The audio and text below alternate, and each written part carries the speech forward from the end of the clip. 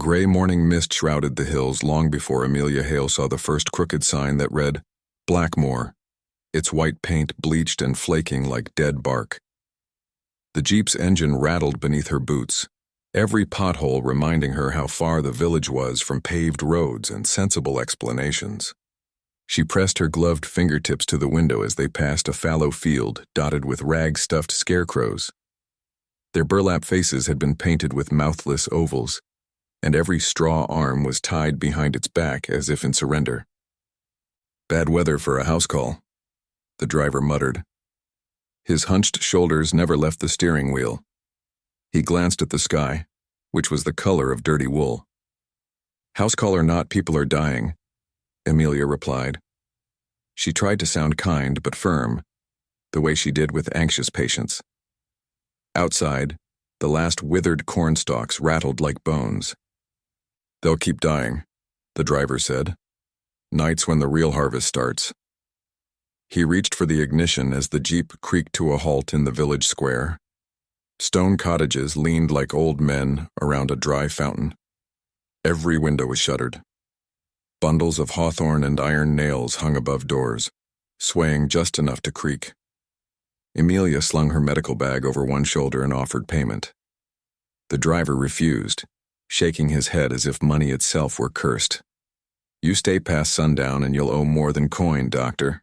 Road back closes when the fog thickens. His voice dipped. I won't be here to open it. The engine backfired and he lurched away. Emilia stood alone. The square smelled of damp earth and wood smoke, but beneath that lurked a copper tang. Blood? She forced herself to breathe steadily. Footsteps clicked against cobblestones. A tall, lean priest in a black coat emerged from the chapel steps. Lines carved deep parentheses beside his eyes, as though he'd long ago forgotten to smile. Father Jonas? Emilia asked, extending her hand. He took it, the grasp surprisingly strong. Dr. Hale, thank you for coming. His gaze flicked toward the parting fog where the Jeep vanished. You're later than I hoped. Come, the infirmary is inside. They crossed the threshold into candlelit gloom. Pews had been pushed aside for cots. Bundles of dried herbs cluttered the altar. Emilia set her bag down, scanning faces etched with fear. Adults lay motionless, skin waxen. No one spoke. A child's soft sob was cut short by a mother's shushing hiss. Jonas gestured to a corner where a pale woman trembled, her bandaged neck stained dark. The wounds appeared 2 nights ago, he said low. Fever followed. Emilia peeled away the bandage. 2 punctures. Clean, precise. Too clean for any animal bite she knew. She swallowed. Has anyone else been attacked? Before Jonas could answer, a girl not yet 12 darted forward. Doctor? She clutched a doll whose dress was patched with mismatched fabric. Jonas's brow furrowed. Elise, let the doctor work. It's all right, Emilia said, crouching. What is it? Elise's voice shook. My sister Ava went out after dark. She never came back. She looked to Jonas. He won't let anyone speak of it. The priest's mouth tightened. Elise. Emilia laid a gentle hand on the child's shoulder. I'll do what I can to find out what happened, I promise. To Jonas, she added, I need to see where Ava disappeared, and any other victims. Jonas hesitated. Very well. After afternoon prayers. And before nightfall, Emilia insisted. A heavy silence settled, broken only by a door creaking open at the far end. A man stepped inside, taller than Jonas, broad-shouldered in a charcoal coat. His hair was black as raven's wings, combed back to reveal a widow's peak. Steel blue eyes swept the hall, pausing on Emilia. A chill skittered up her spine. Jonas stiffened. Klaus. Klaus inclined his head, saying nothing. For a breath he merely watched, the faintest curl at the corner of his lip, as if judging how long each candle would last. Then he turned and slipped out the way he'd come, the door thudding shut. Who was that? Emilia asked. Caretaker of the manor outside town, Jonas said, voice hushed. Best keep to your patients." Whatever thrummed in Jonas's tone suggested an argument Emilia would not win. She spent the next hours treating fevers, offering broth, and noting eerie consistencies. Every unconscious victim bore those neat punctures. Not one had bled onto their clothes after the initial attack, as though whoever, or whatever, drained them had done it cleanly and left them sealed. Late afternoon light waned when Jonas finally led her to a stone storehouse behind the chapel. He fumbled for a ring of keys. A rusty padlock squealed open, releasing the stench of rot. Jonas lit a lantern. "Prepare yourself." A body lay on a table draped in sackcloth. The corpse was a young woman, skin porcelain white except for dark bruises trailing her limbs like ivy. Her mouth was parted, lips gray. Emilia leaned in. No blood at the ears or nose, just the twin wounds at her throat. Perfect circles. "How long has she been dead?" 3 days, Jonas whispered. Emilia touched the skin, cold as marble. She pressed a fingertip to the wound's edge. The punctures were too smooth for canine teeth. Her rational mind supplied explanations. Ritual killing, humanoid predator, but none fit. "She's hardly decomposed," Emilia said. "No lividity, no odor other than the room." Jonas lowered the lantern. "The sickness preserves them." "What sickness drains every drop of blood and halts decay?" His eyes met hers, grief warring with dread. "Doctor, you asked to see. Now you've seen. Say your prayers before dusk. Lock every door. Ask no more." He shut the storehouse, the clang echoing like a bell toll. Emilia's thoughts raced. She had studied epidemics, parasites, obscure hematologic diseases, but nothing matched this. Something primitive stirred inside her, a thrum at the base of her skull she hadn't felt since childhood nightmares. Instinct, wolfish perhaps, pricking ears at unseen danger. Night approached fast in Blackmoor. Clouds swallowed the last light and fog drifted low between cottages. Jonas returned to the chapel, but Emilia's vow to Elise tugged her back outside. She wrapped her coat tighter and followed a cobblestone lane toward the fields. No one walked with her. Shutters slammed at the mere sight of a stranger. Candles snuffed behind curtains. The silence felt engineered, as if the village itself conspired to muffle every human sound before darkness truly fell. Wind caught strands of Emilia's hair, lifting them around her face. She pressed on, boots crunching frosted earth. A scarecrow leaned over the road, its empty canvas gaze tracking her until she was past. She looked back once, but the figure hadn't moved. Still, her pulse ticked faster. Beyond the last cottage, the landscape opened on rolling farmland stripped bare. Rows of stubble glimmered with frost. She aimed her flashlight in slow arcs. That metallic scent returned. Thicker now, unmistakable.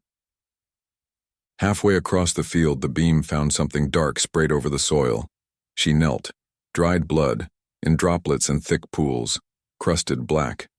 No bodies, no footprints, just that single grisly stain stretching 20 yards. At the center was a circle of ash, its edges traced by deep claw marks, as if a giant compass point had carved the ground.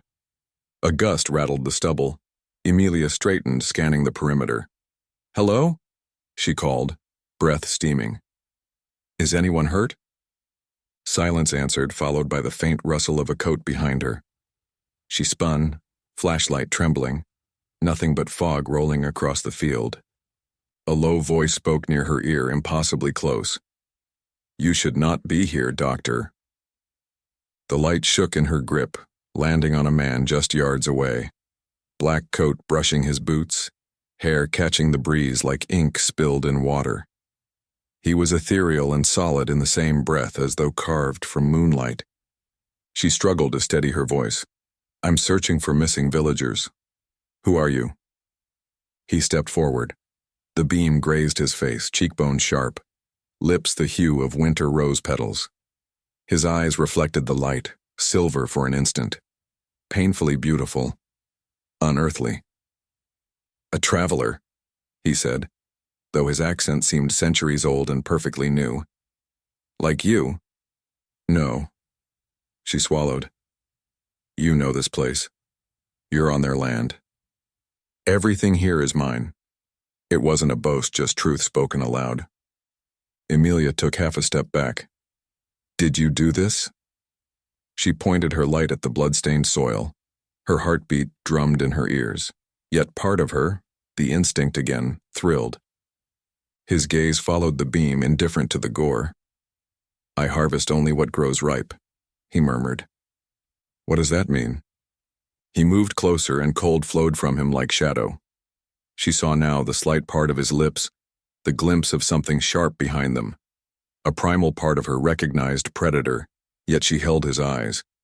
She could have sworn a distant howl brushed the edges of her mind, some wordless voice urging caution. Doctor, he whispered, name turning intimate on his tongue. Go back before night falls completely.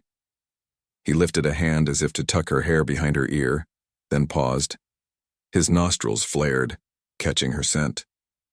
For a moment something feral flickered in his expression, swift as lightning, hunger, yearning, and a restraint that seemed almost painful. Tell me your name, she said, softer. He smiled, thin and aching. Names have power. Keep yours safe. Then he was gone, a smear of motion that the eye could not follow. Leftover fog churned where he'd stood. Emilia swallowed a cry. She swung the flashlight in frantic arcs. Empty field. Only the hush of wind remained, yet she sensed him near, watching from beyond ordinary sight. Her own breath rushed, her blood pulsed loud. She ran. Back in the square, doors remained bolted. She hammered on the chapel until Jonas opened, eyes wide with alarm. Inside, quickly. She stepped over the threshold, lungs burning. Jonas barred the door. What happened? Emilia forced composure. I found blood in the fields. A man was there, tall, pale. He disappeared. Jonas's face whitened. Klaus? No. She described the stranger. Jonas collapsed onto a pew. Dear God. A floorboard creaked behind them. Elise emerged from a corridor, cradling her doll. Doctor, you saw him, she whispered. The pale man. He chooses people when the moon is thin. Jonas shot her a warning look, but Emilia took Elise's hand. Tell me. Elise's voice trembled. He comes during harvest, takes what he wants. If we hide, maybe he leaves us alone. Jonas hushed her, though there was no authority left in his voice, only fear. Later, in a cramped guest room above the chapel, Emilia sat at a writing desk attempting to rationalize. She wrote notes, exsanguinated corpses, localized phenomenon, possible cult. Yet the ink swam before her eyes. She saw again the stranger's silver stare, heard that almost howl inside her skull. Midnight. She doused the lamp and lay down fully clothed. Sleep came in fitful bursts. Wind rattled shutters. Then a faint scratch scraped her window pane. Once, twice. She bolted upright. Tree branch, she murmured, though no branches reached the second-floor window. Another scrape, determined not to be the sort of person who cowered from noises. She grabbed her lantern, struck the match, and crossed to the window. Nothing. Glass reflected the lantern flame and her own fearful face. Yet outside, deep in the darkness, two pale points gleamed like distant stars. They vanished. Heart-pounding, Emilia padded downstairs, lantern flickering. She eased open the chapel door. Cold night air swept in, slicing through her coat. Fog pooled ankle-high. On the wooden threshold, something glistened wetly. She knelt. A small pool of fresh blood. Her lantern light traced it up, into the center of the door, where a human heart was pinned by a nail of black iron, beats ago still living. Below it, tangled in the nail, sagged a single black rose. Thorns, dark as ink. Emilia choked on a cry. Footsteps sounded somewhere beyond the square. or perhaps only the wind. Then a voice drifted from the tree line, soft as snowfall, yet carrying clearly. Emilia. The lantern nearly slipped from her grasp. Fog eddied, and in its depth she glimpsed a silhouette. Tall shoulders, hands loose at his sides, waiting. Invisible jaws of instinct snapped shut inside her head, a primal warning. But fascination fused her boots to the ground. The voice came again, closer, pleased. I knew you'd hear. She stepped back into the chapel, slamming the door and dropping the bar into place. Her pulse hammered like war drums. Emilia pressed her back to the wood, staring at the lantern's trembling halo. Her own voice finally surfaced, a whisper scraping her throat. What are you? Outside, silence reigned. The question lingered unanswered. Yet deep in her mind, another presence stirred. A low growl of caution. Or was it curiosity, echoing through dark corridors of thought she hadn't known existed? Father Jonas's hammer rang out in the pre-dawn chill, driving the iron nail deeper into the chapel door until the heart split open with a wet crack. Blood dribbled down the wood, steaming in the lantern glow. Emilia flinched at each strike, but she held the lantern steady while Jonas worked. Elise stood behind them, eyes wide as moons. It must be burned before sunrise, Jonas muttered, voice raw with sleepless panic. Else he can claim it again. Emilia gripped her coat sleeves. Whose heart do you think it is? No one we'll find alive. Jonas pried the gore free with shaking fingers, wrapped it in a scrap of burlap, and thrust it into a bucket of ash. Fetch more cedar. The smell keeps them at bay. I'm a doctor, not a carpenter, Emilia snapped, then gentled her tone when Elise winced. But I'll help. Outside, dawn seeped through a bruised sky, washing fog to silver. They lit the chapel brazier and fed cedar branches until the hearth roared. Jonas dropped the burlap bundle onto the coals. It hissed and sputtered, releasing a sickly sweet scent of burning blood. Sparks spat toward the rafters. Elise buried her face in Emilia's coat. He left it for you. Emilia stroked the girl's hair. How do you know? Because you're new. He always tests the new ones first. Jonas set a hand on Elise's shoulder. Enough. But the child's simple certainty chilled Emilia more than the heart ever could. When the fire had devoured the last scrap of flesh, Jonas sagged onto a pew. You should leave at first light, Doctor. You saw what's happening here. If I leave, these people have no one. You've seen what happens when outsiders meddle. She thought of the stranger's silver eyes and the way he had said her name. A part of her, the part that hummed with anxious curiosity, could not turn away now. I need daylight, she said. I'll examine the victims again. I want proper samples this time.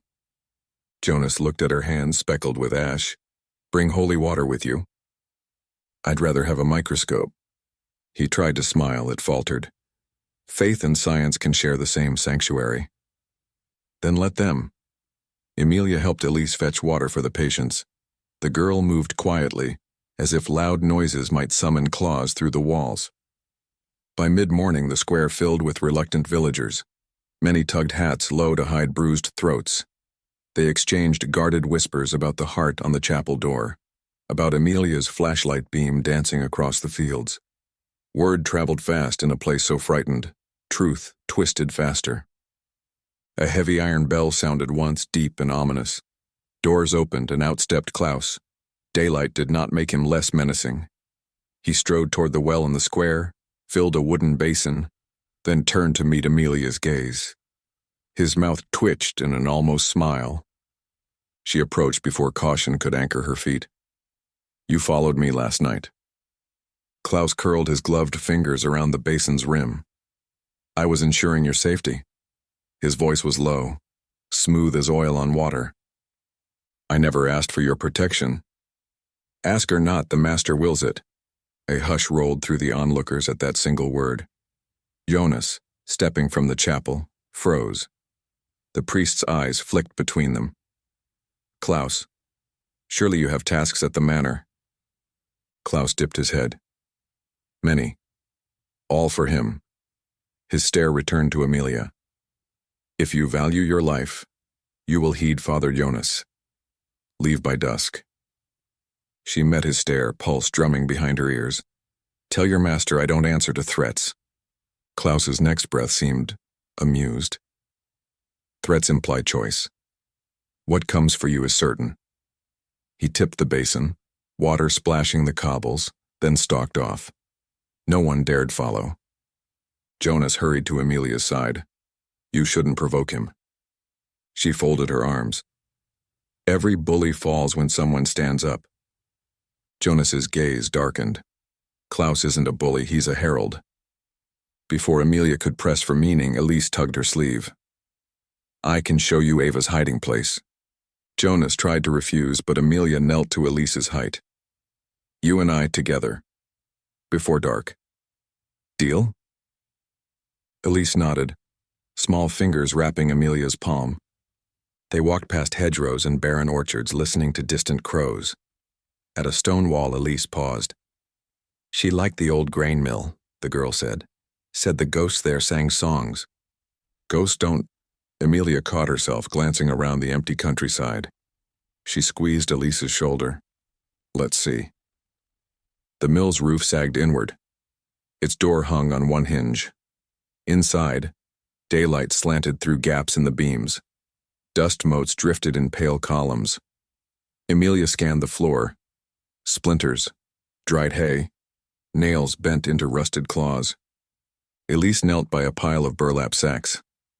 Ava kept treasures under here. She lifted the flaps. Emilia crouched and found a worn journal bound in cracked leather. Its pages were stained and ripped. She flipped to the last entry, written in hurried slants. He watched me again from the field. I heard him speak my name, though his mouth did not move. Sister says I imagine things, but tonight the moon bleeds thin and I fear he will come for me. A ripple of ice spread along Emilia's spine. She pocketed the book. We should go.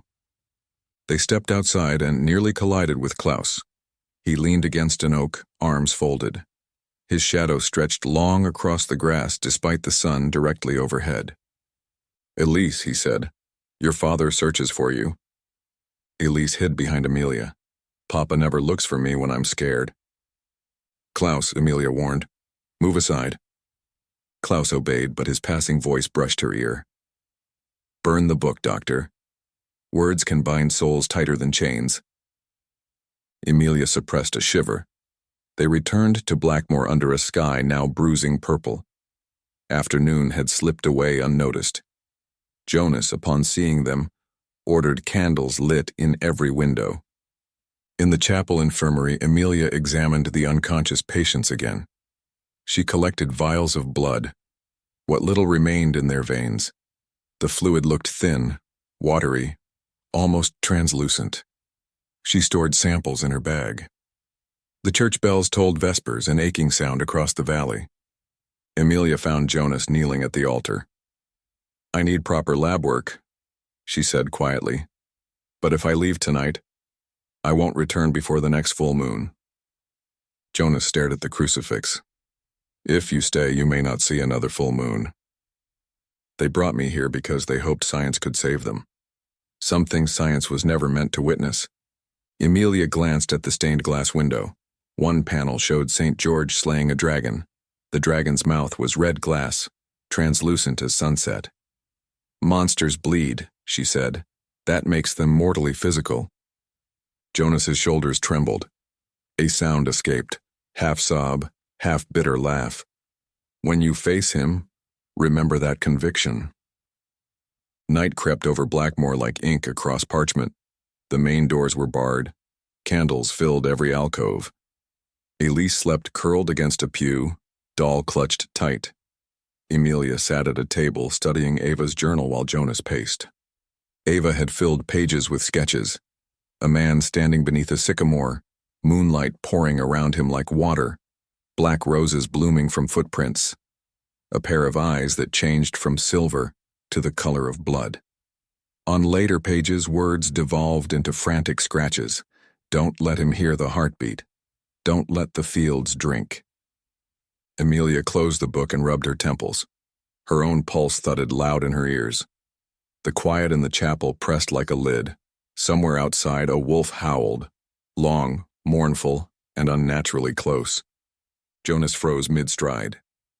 The howl lifted hairs on Emilia's neck, not because it sounded lupine, but because something within her recognized it, answered it, even, an echo beneath her skin that pulsed once, then vanished.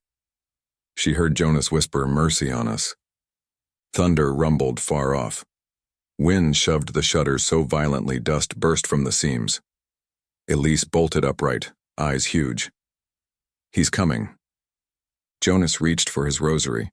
Emilia set a hand on his arm. "We can't just wait." She grabbed her bag, checked the scalpel inside, its slender blade catching candlelight. The chapel door shook once, twice, like a heartbeat knocking from outside. Nails squealed as if pried by invisible claws. Jonas held up a crucifix, praying under his breath. A third slam cracked wood. Candle flames quivered, and then silence. Minutes passed. No more blows. Jonas gestured for Emilia to stay back as he crept forward. He pulled the bar aside an inch. Cold air poured in. He opened further, revealing the empty square. Not even footprints in the frost. Emilia exhaled, shoulders loosening. Jonas shut the door. The bar fell back with a clunk that echoed too loudly.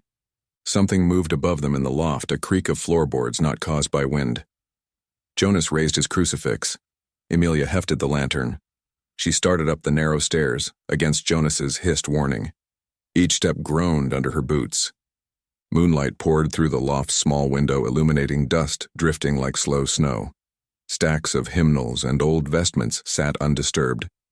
But behind a row of crates, she heard breathing, shallow, controlled. "Come out," she said. A figure stepped into the pale beam. Victor. Not even a whisper of surprise crossed his face. He looked carved from marble, his coat blacker than the night behind him. Jonas gasped from the stairwell. "Unholy creature!" Victor's gaze flicked toward the priest. Jonas stumbled as if pushed through no hand touched him. The crucifix fell, clattering down steps. Emilia swallowed hard, forcing steadiness. "Why hide up here?" "I do not hide," Victor said. "I wait." He approached until moonlight etched silver across his cheekbones. "Did you burn my gift?" She gripped the lantern handle. Whose heart was it? "Inconsequential," he murmured. His eyes lingered on her throat, pulse flickering beneath skin. "I wanted to know if you understood the language of blood." Her heartbeat thudded faster, and those odd inner instincts flared, whispers begging flight, others urging stay. She lifted her chin. "Your language isn't welcome here. Yet you climbed to meet me." His lips curved. "Your courage fascinates me. So does your scent." He inhaled, lids fluttering, as if tasting unsaid secrets. "There is something beneath your skin that calls to what slumbers beneath mine." Victor's voice changed on the last phrase. Deeper, edged with something. Another presence bleeding through his control. A low growl vibrated the air, though his lips did not move again. Emilia felt it inside her ribs, an answering vibration, as if two distant beasts recognized each other's song. Jonas shouted from below, brandishing a spirit bell. "Leave her be." Victor's attention drifted past Emilia to the priest. Candle flames guttered to blue. The bell in Jonas's hand tremored violently before flying from his grip, clanging uselessly on the floorboards. "Stop," Emilia said, stepping toward Victor. She placed a palm against his chest. It was like touching polished stone. Cold, unrelenting. Yet beneath, she sensed movement. A coiled thing pacing in circles, its restless thoughts brushing hers. The sensation was wordless but vivid. "Mine." Victor stiffened, surprised by her touch. Silver eyes softened, perilous glint shifting to something almost human. "I have waited centuries," he whispered. "Patience is fragile now." Then wait longer, she replied. These people will perish, he said, though regret laced his tone. The land withers, the soil hungers. They are woven into its roots now. There are children, she pleaded. Elise's face flashed in her mind. Children grow, ripen, bleed. The beast beneath his voice growled again, jarring. Victor closed his eyes, as if fighting himself. When he opened them, they had dimmed to palest blue. Forgive me, he said softly. To her. To himself. She couldn't tell. Lantern light flickered. At the edge of vision, Klaus suddenly stood near the loft ladder, unmoving shadow. Master, he said, low. Victor exhaled. No more tonight. He stepped back into darkness. In a blink, he and Klaus vanished. The loft window left ajar, curtain billowing like breath. Emilia slumped, lantern nearly dropping. Jonas hurried up and caught her arm. Did he bite you? No. She touched her neck to be sure. Only her own frantic pulse raced beneath. Jonas's relief turned to frustration. You should have fled. He won't let me. She met Jonas's gaze. Tell me everything. Jonas sank onto a crate, looking older than any priest she'd seen. He was made in an act of betrayal, bound to this valley centuries ago. We survived by obedience and prayer. But something changed recently. Now, he needs more blood, and nothing satisfies. Emilia remembered the journal, the field, the heart. Something changed, she repeated, thoughts racing. She wondered if her arrival triggered it, or if her presence was merely timely enough to expose rot already spreading. Dawn had long passed into day.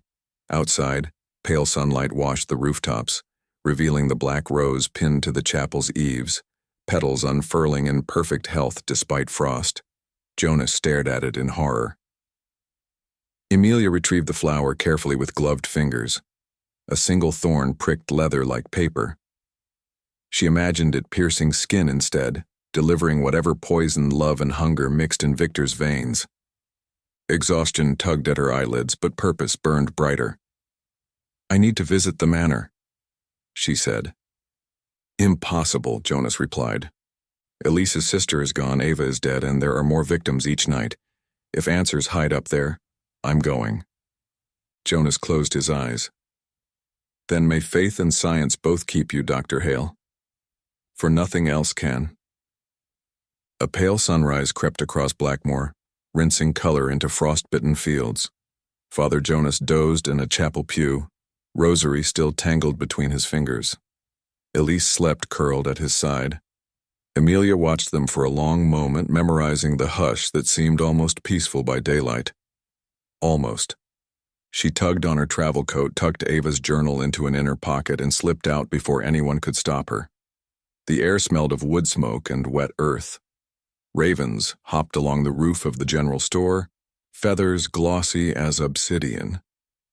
They tracked her down the lane with clicking beaks, as though delivering a silent escort. She followed the dirt road that climbed toward the western ridge. There, half hidden by skeletal birch trees, stood the manor, Victor's lair, Jonas had called it. Even from a distance it looked ancient and wrong. Stones blackened as if they'd burned but never cooled. Windows reflecting nothing at all. Emilia's breath puffed white. The silence pressed like a hand over her mouth. Wind skittered leaves across the ruts. Each scratch sounded too deliberate, too alive. Halfway up the hill she found a stone marker draped in brambles. The engraved name had been chiseled away, but someone had left a strip of crimson cloth tied in a neat bow. Fresh, not weather-worn. It fluttered once as though greeting her. She forced herself onward. The manor gates yawned open. Iron bars bent outward, their tips twisted like antlers. Beyond, a courtyard of cracked flagstones circled a fountain long gone dry. In the basin lay coins black with age, wishes surrendered to rust. Emilia's boots echoed as she crossed. Ivy scaled the walls, curling into windows. She pushed the door. It swung inward with a sigh. Dark mahogany floors stretched beneath chandeliers draped in cobweb lace. Somewhere deep water dripped at an erratic tempo like a faltering heartbeat. "Victor?" Her voice scattered along the corridor. No answer, but the air shifted, recognizing her presence. It felt like stepping onto ground that remembered her footprints before she'd set them. She passed portraits faded by damp, lords and ladies in attire centuries apart, all sharing the same pale eyes. At the base of a grand staircase, footsteps descended. Klaus emerged, expression unreadable. "You risk much daylight for a monster's den," he said. "I came for answers." Klaus gestured. "Then ask. Why are the villagers being taken? Why now?" He studied her as though weighing how much of the truth could break a human mind. "Cycles renew. Soil hungers when it's starved. The master has slumbered too long." Emilia crossed her arms. "Cycles? Starvation? He has his pick of blood. He took Ava's heart, slung it at my door." Klaus's jaw twitched. "That offering was mine. Hearts remind him why mercy is foolish." Horror prickled her skin. "You ripped out a girl's heart for a lesson?" "Men rip out hearts daily with less purpose, Myrer." He stepped aside. "Come. The master waits." Emilia followed, pulse hammering. They climbed velvet-lined stairs to a gallery overlooking the courtyard. Sunlight sliced through shattered panes, bars of gold across dust. Yet Klaus cast no shadow in the beam. Emilia halted. He noticed and almost smiled. "I serve in his shape," he said, voice soft. "But I am not his kin." He opened double doors to a library vast as a cathedral. Shelves reached the ceiling. Between them stood Victor, coat discarded, shirt sleeves rolled to reveal wrists traced with faint glowing veins. He looked less like marble now, and more like living storm cloud. Restless energy beneath skin. "Doctor." His tone wrapped around her name. "I hoped you'd come." Emilia steadied her breath. "Your village is dying." "My village?" He laughed quietly. "Blackmoor belongs to itself. I am merely caretaker of its decay." "You take lives." "Lives are seeds," he said. "Some sprout again, some feed the soil." I read Ava's journal. Something flickered in his gaze. Regret? Then gone. She heard the land's songs too early. It drove her to me. Emilia reached inside her coat and pulled the worn journal. "These pages are full of terror. That's not song, that's screaming." Victor extended a hand. "May I?" She hesitated, then handed him the journal. He turned pages with reverence. "Fear stains every line, yes. But do you see here?" He pointed to a sketch where the moon bled into a rose. Subtle lines hid another shape. A wolf silhouette howling at the stem. Emilia caught her breath. The wolf seemed to shift when viewed sideways, muzzle stained with ink. "What of it?" "Ava felt the pulse you feel now. Something canine beneath your ribs. It calls to the beast bound in me." His silver gaze pinned her. "Why do you think your blood lured me from sleep?" Her stomach dipped as though the floor dropped. "I'm not some chosen sacrifice." "No," he agreed, stepping closer. "You're the hunter who will choose whether to spare the prey." Heat gathered where his presence neared, yet the air around him was ice. "I have tasted centuries. Nothing nourishes. But your blood hums with possibilities, sense of forest and moonlight long vanished." The room wavered, shelves leaning in like eavesdroppers. He raised a hand, fingers hovering near her jaw. "May I show you?" She swallowed. "Show me what?" He brushed her temple. Not a caress, a connection. Vision crashed over her, running through snow-lit woods on four legs, lungs burning joy, howls weaving constellations through naked branches. A second heartbeat thudded inside her chest. Fierce, wild, protective. Then another presence, scalding hunger, chased behind, fangs snapping at her shadow. Terror and exhilaration braided until boundaries blurred. Emilia jerked free, gasping. Library walls solidified. Victor's hands dropped. "You felt it," he said, voice raw. You forced that on me. I opened a door you'd already built. She backed toward the hall. This is madness. She collided with Klaus. He steadied her, then stepped aside in silent deference. Victor's voice floated after her. Leave if you wish. The road still breathes daylight, but darkness races faster. Emilia fled the manor, boots sliding on damp stone. Down the hill, across brittle grass, through the gate where iron seemed to groan. We'll see you again. Only when cottages appeared did she slow. Villagers watched from cracks and shutters. She realized some held prayer beads, others knives. Jonas met her by the chapel fence. Are you injured? No. She drew in shaky breaths. He says the land feeds on blood. He called himself caretaker of decay. Jonas closed his eyes. Old legends. When famine struck, ancestors made pacts. Blood for harvest. They summoned something to guard them. It took root. Why not break the pact? The binding anchors to the wolf spirits of the valley. If torn, it unchains worse than hunger. Emilia's bones felt too loose in her skin. She thought of the wolf within her vision, desperate to protect. Victor claims my blood hums like theirs. Jonas's eyes widened. Your lineage? My mother's family kept hushed stories, dreams of running with wolves. He called it a door I built. She hugged herself. I need evidence. Something scientific. Jonas sighed. We still have what passed for a laboratory once, come. They descended into the chapel's crypt, converted decades ago. Stone shelves, dusty glassware, a dormant generator. Emilia set up slides, preparing a sample of her own blood and the patient's. Jonas cranked the generator. Fluorescent bulbs sputtered to life. Under the microscope, patient blood looked dilute. Red cells shriveled like pressed flowers. Her own sample shimmered strangely. Cells ringed by faint luminescence, a halo beyond any stain.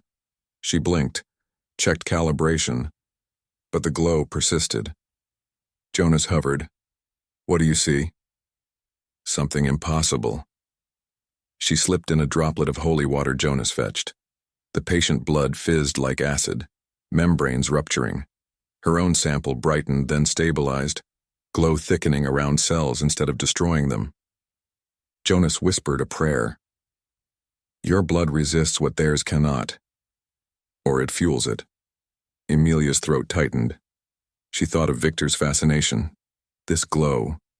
Was it the song he heard? Boots thudded overhead. Jonas doused lights. They listened.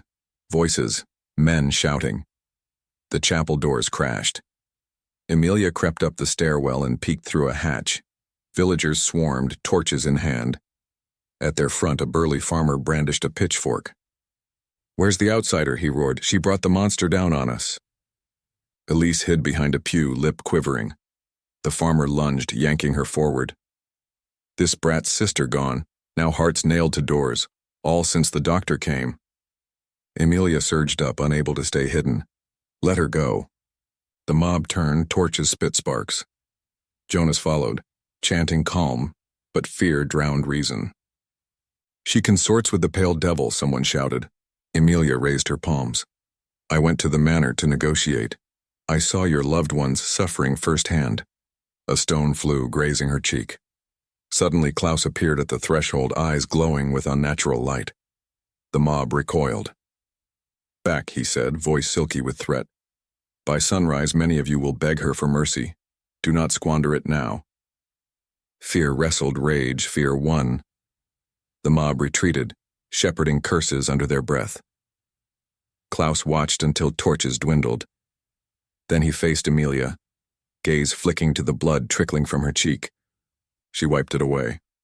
Why help me? The master forbade your death. I obey. He glanced at Elise, trembling. Keep the child close. Wolves hunt lambs last. He vanished into moonlit fog. Jonas locked the doors. Emilia knelt to check Elise, who clung to her doll. He's right, Emilia murmured. Things will worsen if we only hide. Jonas's shoulders sagged.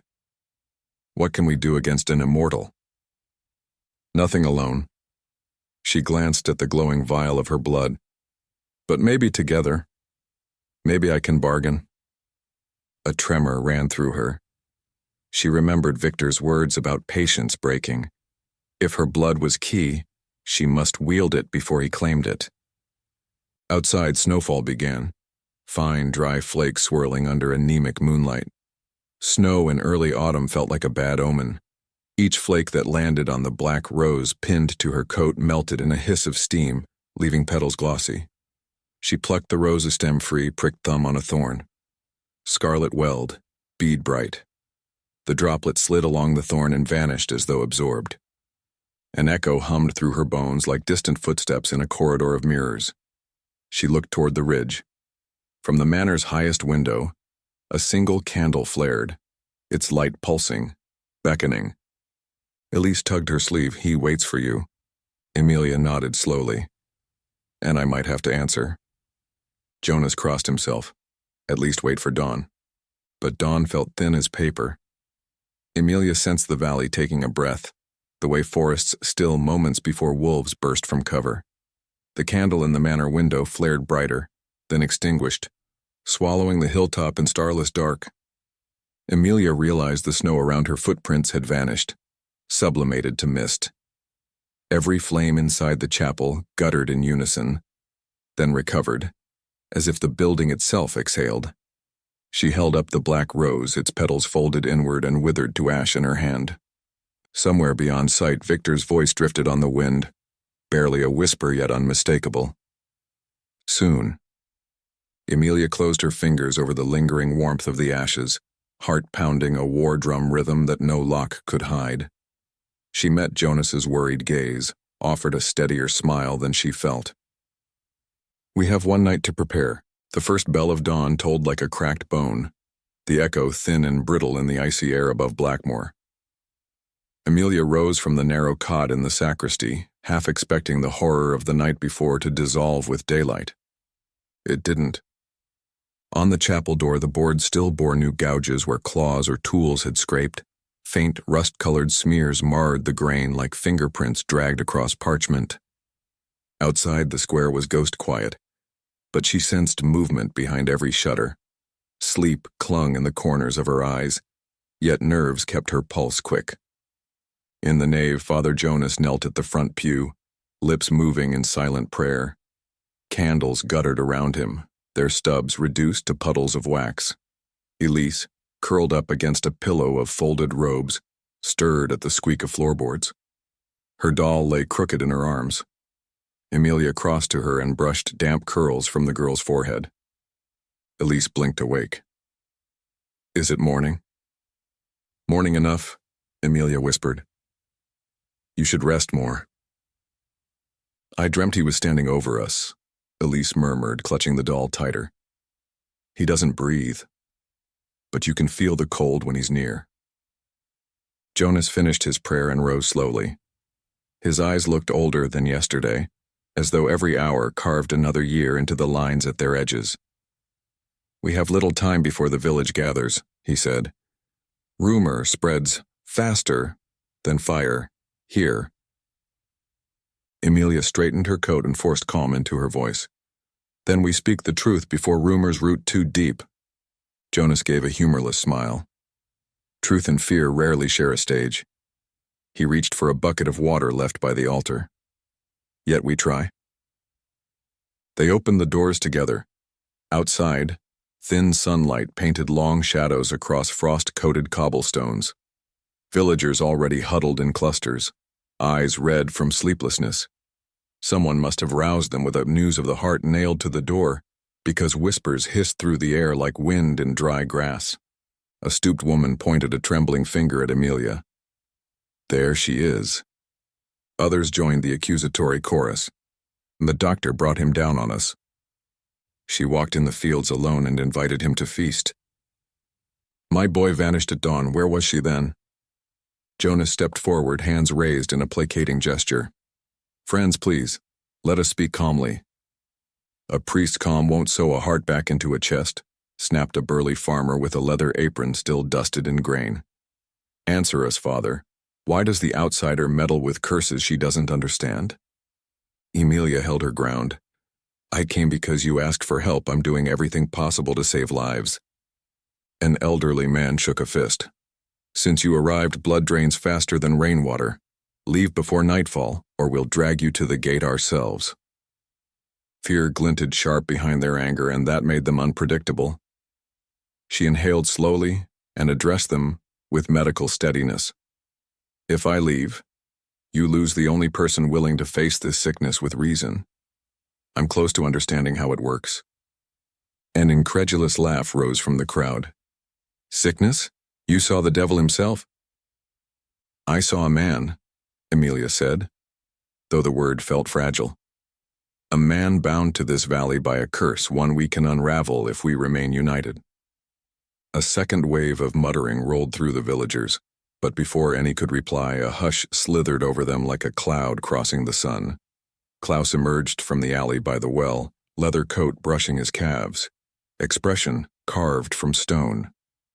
His appearance scattered courage. Several villagers stepped back involuntarily. He addressed the crowd with a voice that slid under the skin. The harvest begins fully tonight. Choose your hiding place wisely. His gaze drifted across their faces as if memorizing each one. Then he fixed on Emilia. And choose your company even more carefully. Klaus, Jonas began, the people are already afraid. Fear is fertilizer, Klaus replied, and the soil is starving. A gaunt woman with a newborn cradled against her breast sobbed, begging for mercy. Klaus only tilted his head, studying her the way one might watch rain roll down glass. Emilia felt fury ignite in her chest. This terror isn't mercy, she said, stepping closer to Klaus. It's cruelty. Tell Victor that if he wants anything from me, he faces me in daylight with the villagers watching. Klaus's lips curved slightly. Daylight is not his hour. But perhaps he will indulge you. He finds challenges stimulating. He let the words linger, then vanished down a side street, his footsteps whisper quiet.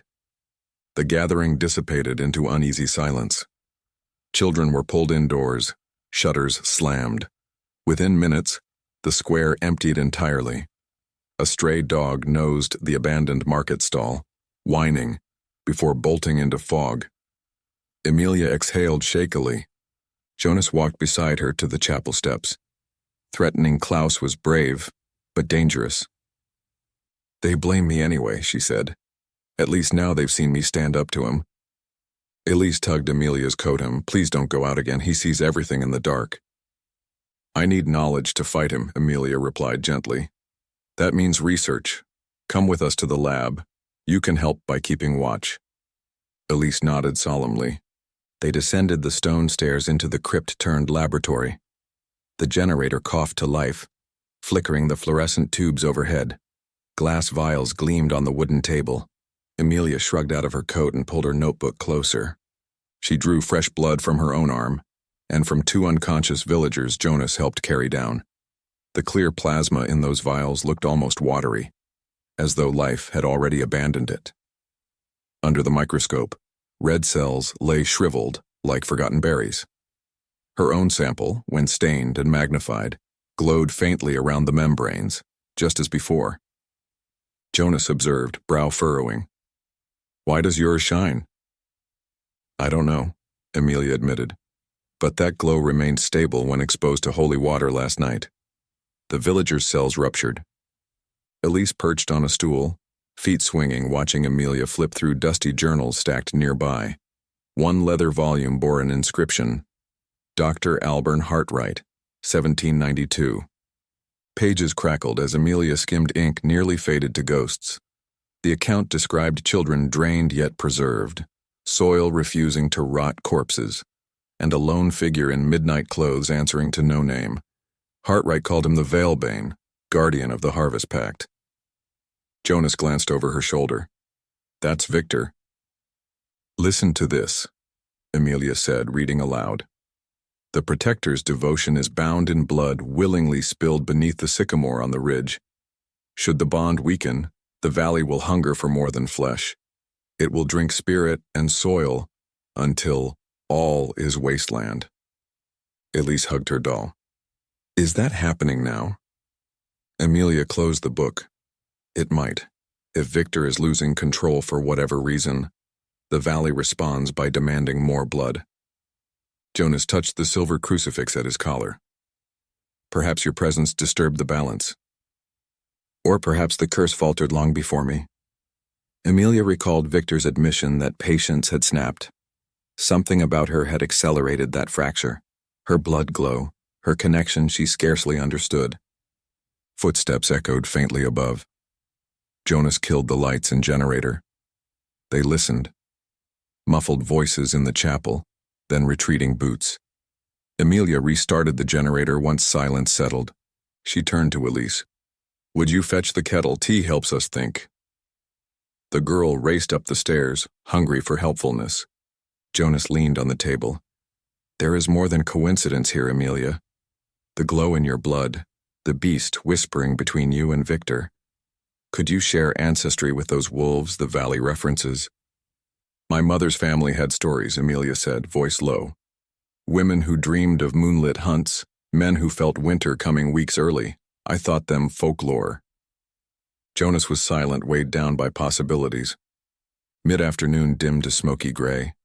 Outside, the wind gusted against the chapel like restless hands. Emilia felt a tug in her chest, gentle but insistent, an unspoken summons echoing beneath heartbeat. It throbbed again, urging her toward open fields and the scorched circle where evil first greeted her by name. She tried to ignore it while categorizing more samples, but focus slipped. Words crawled across pages. Instruments blurred. When Elise returned with the kettle, Emilia's hands trembled, pouring tea. The pull grew stronger, like a drumbeat only she could hear. Jonas noticed. What's wrong? He's calling me, she whispered. Jonas's face hardened. Then we seal the doors, you will not go. He won't stop. If I resist, he might take others. She swallowed a surge of dizziness. The tug felt like an invisible hook behind her sternum, steadily reeling. Her head swam with scents she shouldn't detect. Frosted weeds, distant hearth smoke, and faint copper. I have to know what he wants. I can't let you sacrifice yourself. I'm not sacrificing, I'm negotiating. Emilia. Elise needs us alive and thinking. If I have answers, maybe we can break this circle before the entire village dies. She gripped Jonas's forearm. But secure the chapel, hide everyone you can. Try to keep them from panicking. Jonas stared at her as though memorizing her face. May the Lord gird your courage. Faith and science together, remember? He forced a nod. Twilight seeped like ink across the stained glass window, turning saints into silhouettes. Emilia donned her coat, tucked the leather journal inside, and slipped into the square. Wind scraped signs against brick. No villager lingered. Every lamp was snuffed. The hush felt repelled by her heartbeat. Fog gathered as she followed the lane toward the fields. Each step softened under frost-silvered grass. Distantly, a wolf howled, throaty and solemn. The sound resonated in her ribs, drawing a shiver of recognition. Her stride quickened, unafraid. At the field's edge, the scorched circle waited, blackened soil crusted with old blood. A figure stood within, back to her, trenchcoat flaring. The last trace of daylight bled copper across the clouds and fled, yielding to moonlight. When Victor turned, his eyes reflected pale gleam like water under stars. He spoke before she could. You came willingly. I wasn't given much choice. There is always choice, he said quietly. But choosing carries cost. She halted outside the circle. You terrify them. You killed Ava. You pinned a heart to my door. He studied her face as though mapping fault lines of anger and compassion. Ava sought me. She wanted the song to stop. Hearts speak louder than words. Stop speaking in riddles. Emilia's voice cracked. Tell me why my blood glows, why you hear wolves when I'm near, why the valley is dying. Victor's gaze dropped to the ground as if reading buried script. Centuries ago, I was bound to guard this land. The pact required a willing heart and unwilling blood. The blood of betrayal. He lifted his eyes. I never wanted the role. Then why stay? I cannot leave. The pact roots through my bones like trees. He lifted a hand, flexing pale fingers. But bonds decay. The valley hungers as the pact weakens. And my blood? Your lineage carries the seed of refusal, wolves who defied the pact. You are the first of that line to return here in flesh, rather than dream. He stepped closer, stopping at the circle's rim. Your presence hums against the chains. It promises release or renewal depending on your choice. Release how? Balance must be remade. Either my guardianship ends in oblivion or... He swallowed. The motion seemed new, difficult. Or you accept a bond willingly, tempered with compassion instead of betrayal. Blood offered freely, not ripped. She absorbed his words, heart thrumming louder with each beat. The invisible link between them vibrated like a taut string. Behind Victor's calm facade, she sensed the restless beast pacing, nostrils flared at her scent. Why me? She asked softly. Because I felt you before you crossed the ridge, he said. Because the wolves in your blood call to the hunger in mine. Because you make me remember sunlight and fear it at once. Silver eyes flickered to restless storm gray. And because, without you, the valley will drink every life until it cracks open to the void beneath. A chill licked her spine. There's something else down there. His voice barely carried. Older than winter. It stirs when blood fails to satisfy. Emilia glanced at the vacant hillside, imagining a hidden throat beneath, thirsting beyond any vampire. You're saying our bond, whatever it is, might keep that thing chained. Or break the chains entirely, he admitted. Wind gusted curling hair around her collar. Somewhere behind them, crows took flight in frantic chorus. Victor inhaled through parted lips, as though tasting her uncertainty. The beast inside him growled, not hostile, but eager, curious. She felt it brush her senses, a wordless question. Will you concede? She swallowed. Then help me convince the villagers this can be solved without more death. Their fear blinds them. Klaus exploits it. Stop letting him. Prove you can control your people. His jaw clenched. Tonight will test my hold on them. Then pass the test. She stepped forward, toes brushing the circle edge. The burned soil emitted faint heat. If you want my trust, start with mercy. Victor's eyes glimmered, conflict raging in their depths. Mercy is a fragile thing to offer beasts. Then let it start with you. He held her gaze for a long moment. The air thickened with something electric. Danger and longing braided. Finally, he inclined his head. I will try. Behind them, a distant scream ripped through night. Emilia's blood froze. She spun toward the village lights flickering madly. Fire flared against rooftops. They're attacking already. Victor's hand shot out, gripping her wrist, not painful but iron. Stay here. She tore free. Those are innocent people. You cannot stop what is set in motion. Watch me. She ran. He cursed in a language the wind scarcely carried and followed. Footsteps silent, though the ground shuddered beneath his speed. Emilia's lungs burned, breath puffing clouds.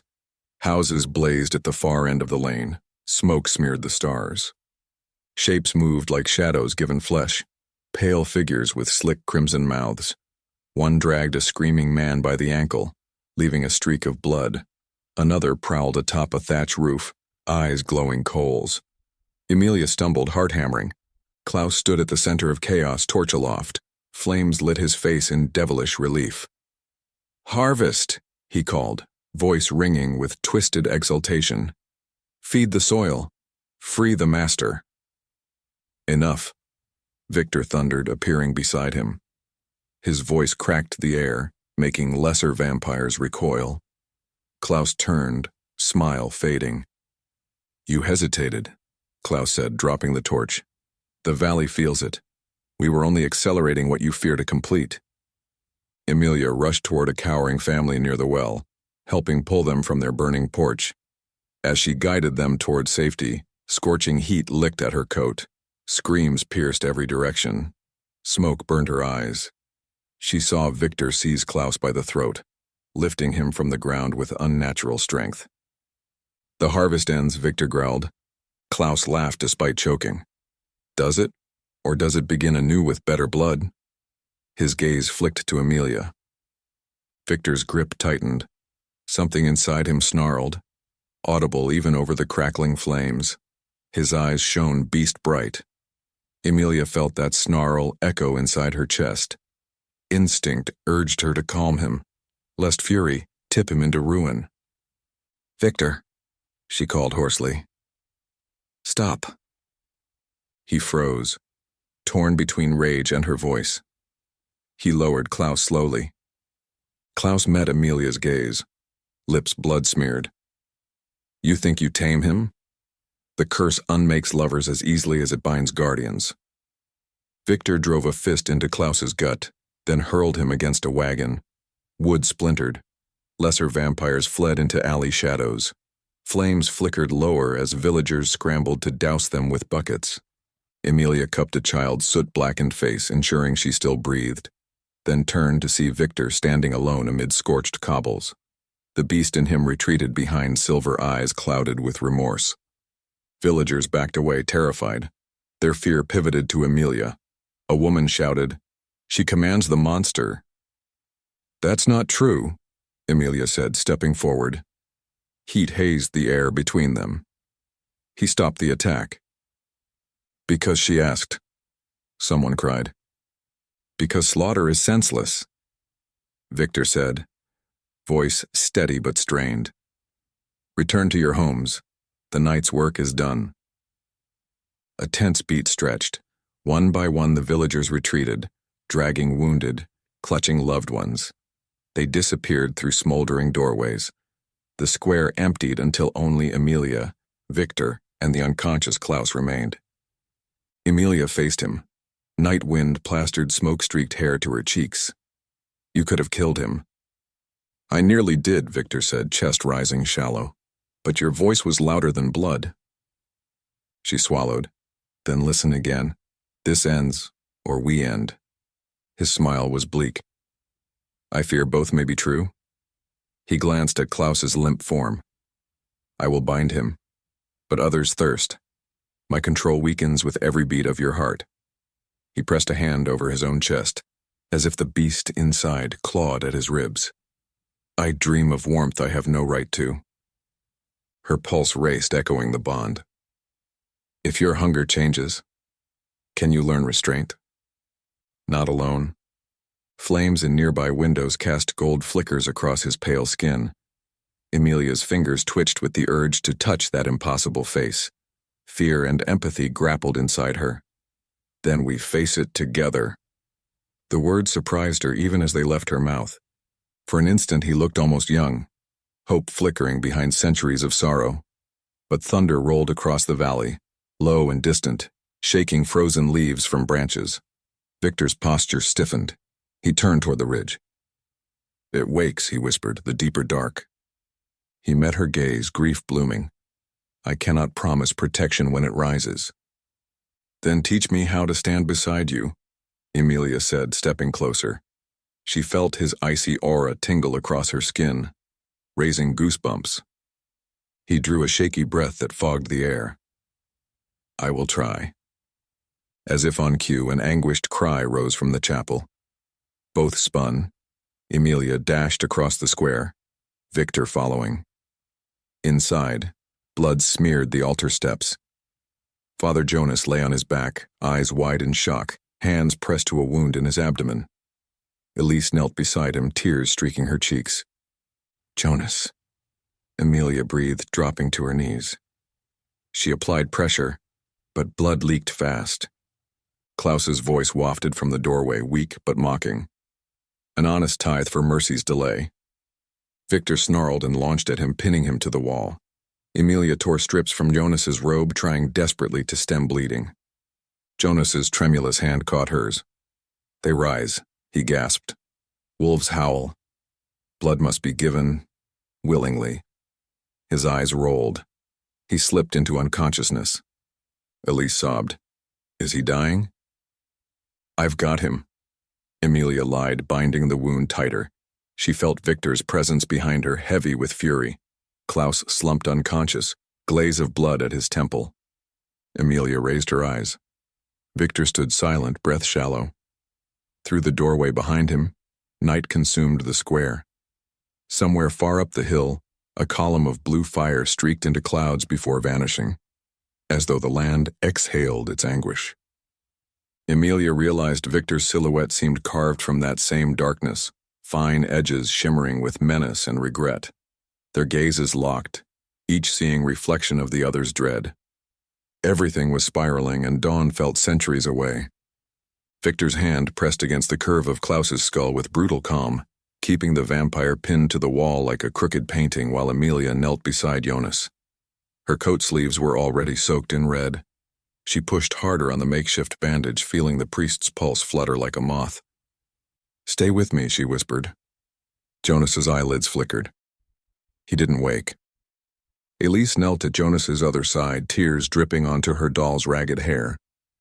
"You can fix him, right?" "I'm going to try." Emilia looked over her shoulder at Victor. "I need a stable surface, lamplight, and my kit. And I need him carried gently." Victor dragged Klaus forward a step, then slammed him into a pew hard enough to splinter wood. "Hold still."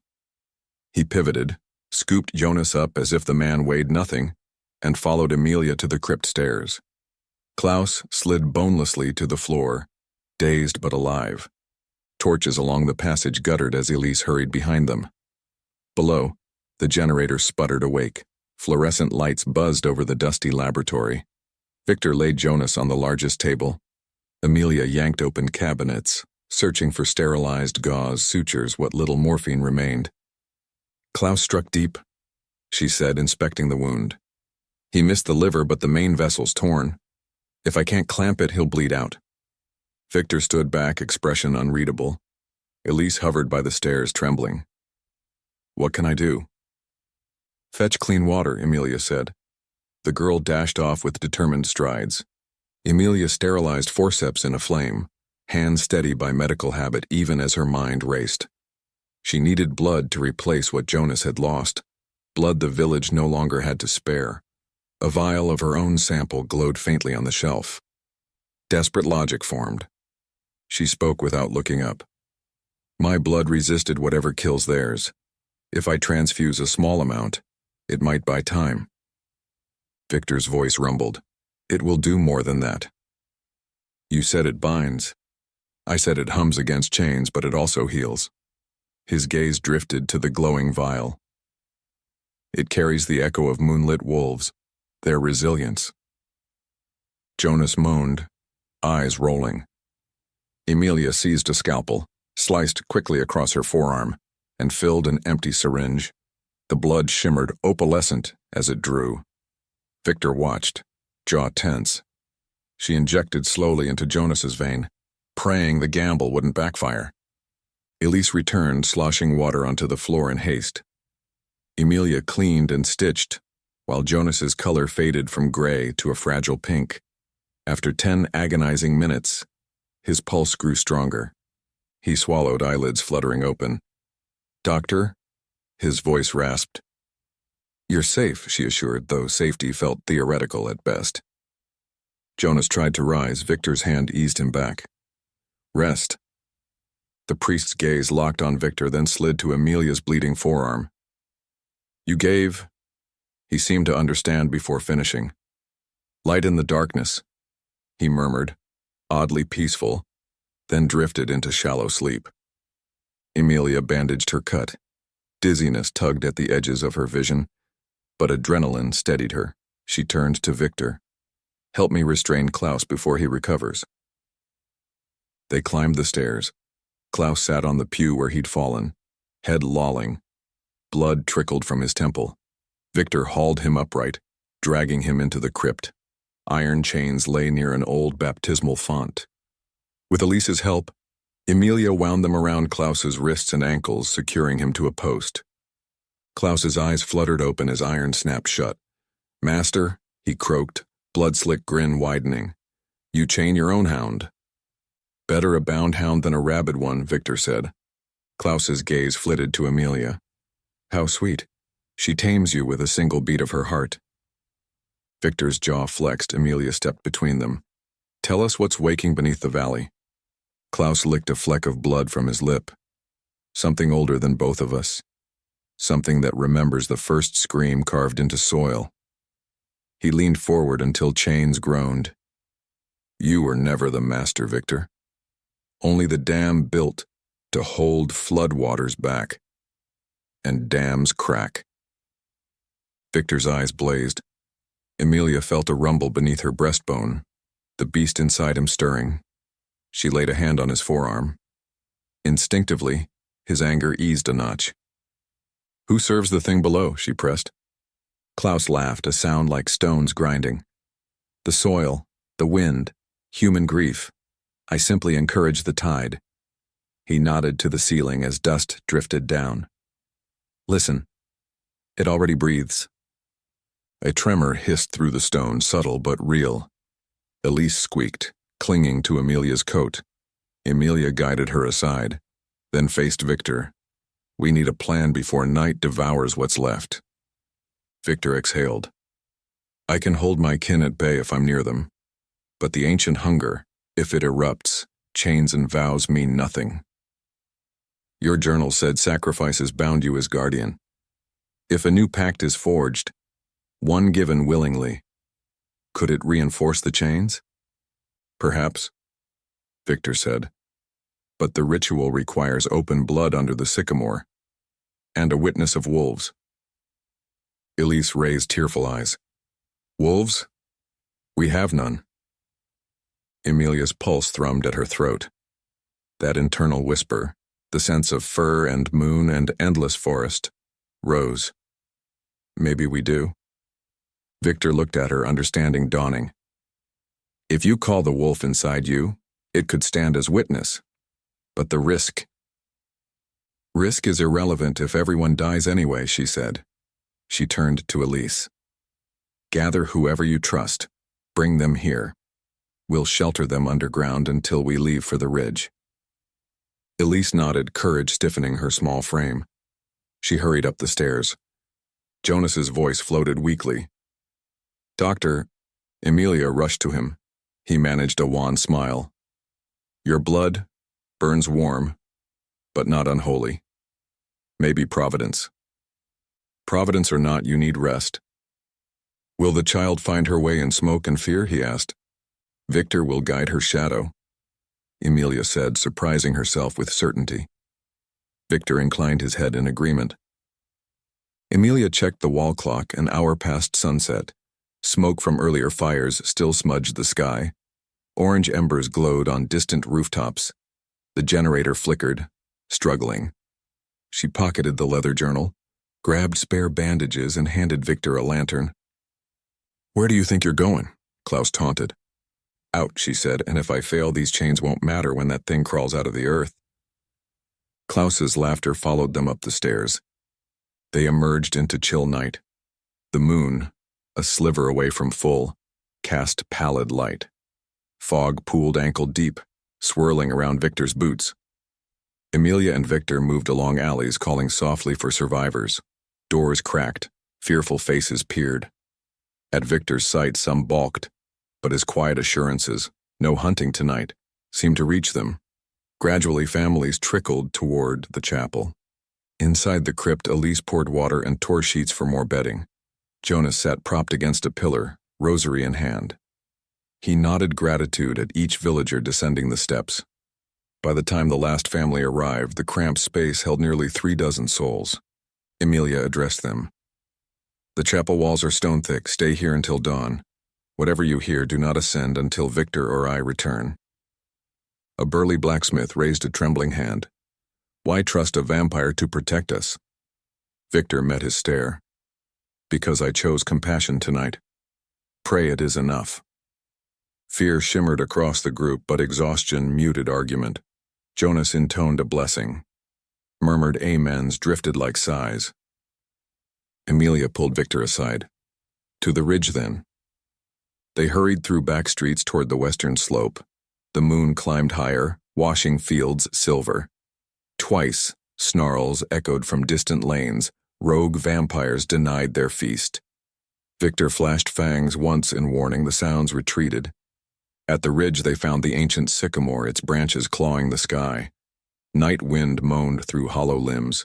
Black candles, left by unknown hands, ringed the trunk, their flames unnatural blue. Victor grimaced. Klaus's work. Then we overwrite it. Emilia drew her scalpel. She traced a shallow cut along her palm. Luminescent blood welled, dripping to roots that pulsed faintly like veins in earth. A tremor rumbled beneath them. Victor hissed as blue flame shifted to brilliant white before snuffing out. You woke it. Then let's speak before it fully rises. She extended her bleeding hand. Guardian to guardian. Bond of mercy. No betrayal. Victor stepped into the circle cast by moonlight, slicing his thumb. Dark crimson slid over his pale skin. He placed his hand atop hers. The contact seared ice and fire through her veins. The beast inside him roared, not in hunger, but in fierce, startled devotion. Inside Emilia, the wolf rose, fur bristling, eyes like twin moons. She heard its voice at last. Not words, but acceptance. A low boom shook the ridge. The earth cracked a hair's breadth, releasing a gust of cold reeking of ancient depths. Victor's hand clenched harder. Something resists, he warned. Then we give more. Emilia tilted her wrist. Blood flowed faster. Victor mirrored her. Their mingled drops soaked into the roots. The tree shuddered, leaves rustling though there was no wind. Suddenly, a chorus of howls erupted from the valley rim. Wolves materializing like shadows shaped from fog. Dozens emerged, eyes glowing silver blue. Emilia's knees wobbled. The wolf inside her howled back through her lips, an unearthly sound that tore free before she could stop it. The pack answered in harmony, resonance shaking air and marrow. Victor's fangs lengthened, yet he held fast, gaze locked on Emilia's. They accept you, he said, voice thick with reverence. Speak the vow. I vow willingly, she said, throat raw. My blood for protection, my life unbroken by betrayal. And I vow to guard with hunger-restrained Victor.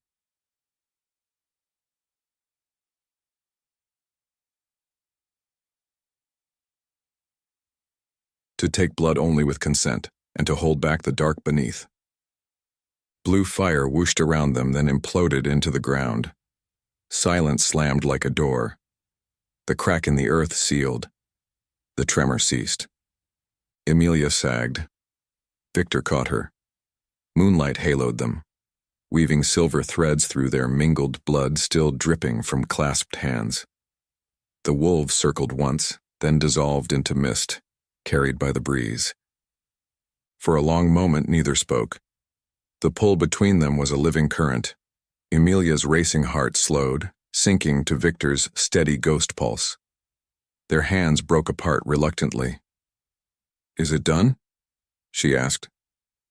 For tonight, he said, but dawn will tell if the valley accepts a new pact. A sullen hum vibrated beneath their feet, faint but persistent. Victor's brows knit. It still stirs, perhaps appeased, but not silenced. We've bought time. She pressed a cloth to her palm.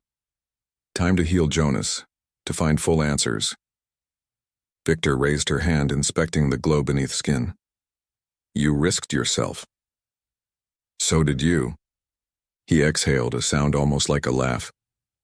I risked what little remains of me. You risked everything you could become. Before she could reply, a distant thunder echoed. No cloud in sight. Victor's head snapped toward the village. Smoke rose anew. He clasped Emilia's shoulders gently. Return to Jonas. I will check the streets. Be careful, she said, surprising them both by brushing blood-crusted fingertips across his cheek. Frost steam hissed between touch and skin, but he didn't flinch. For an instant, warmth bloomed beneath her hand, impossible and bright. He pulled back, eyes shining with emotions too layered to name. I will try, healer.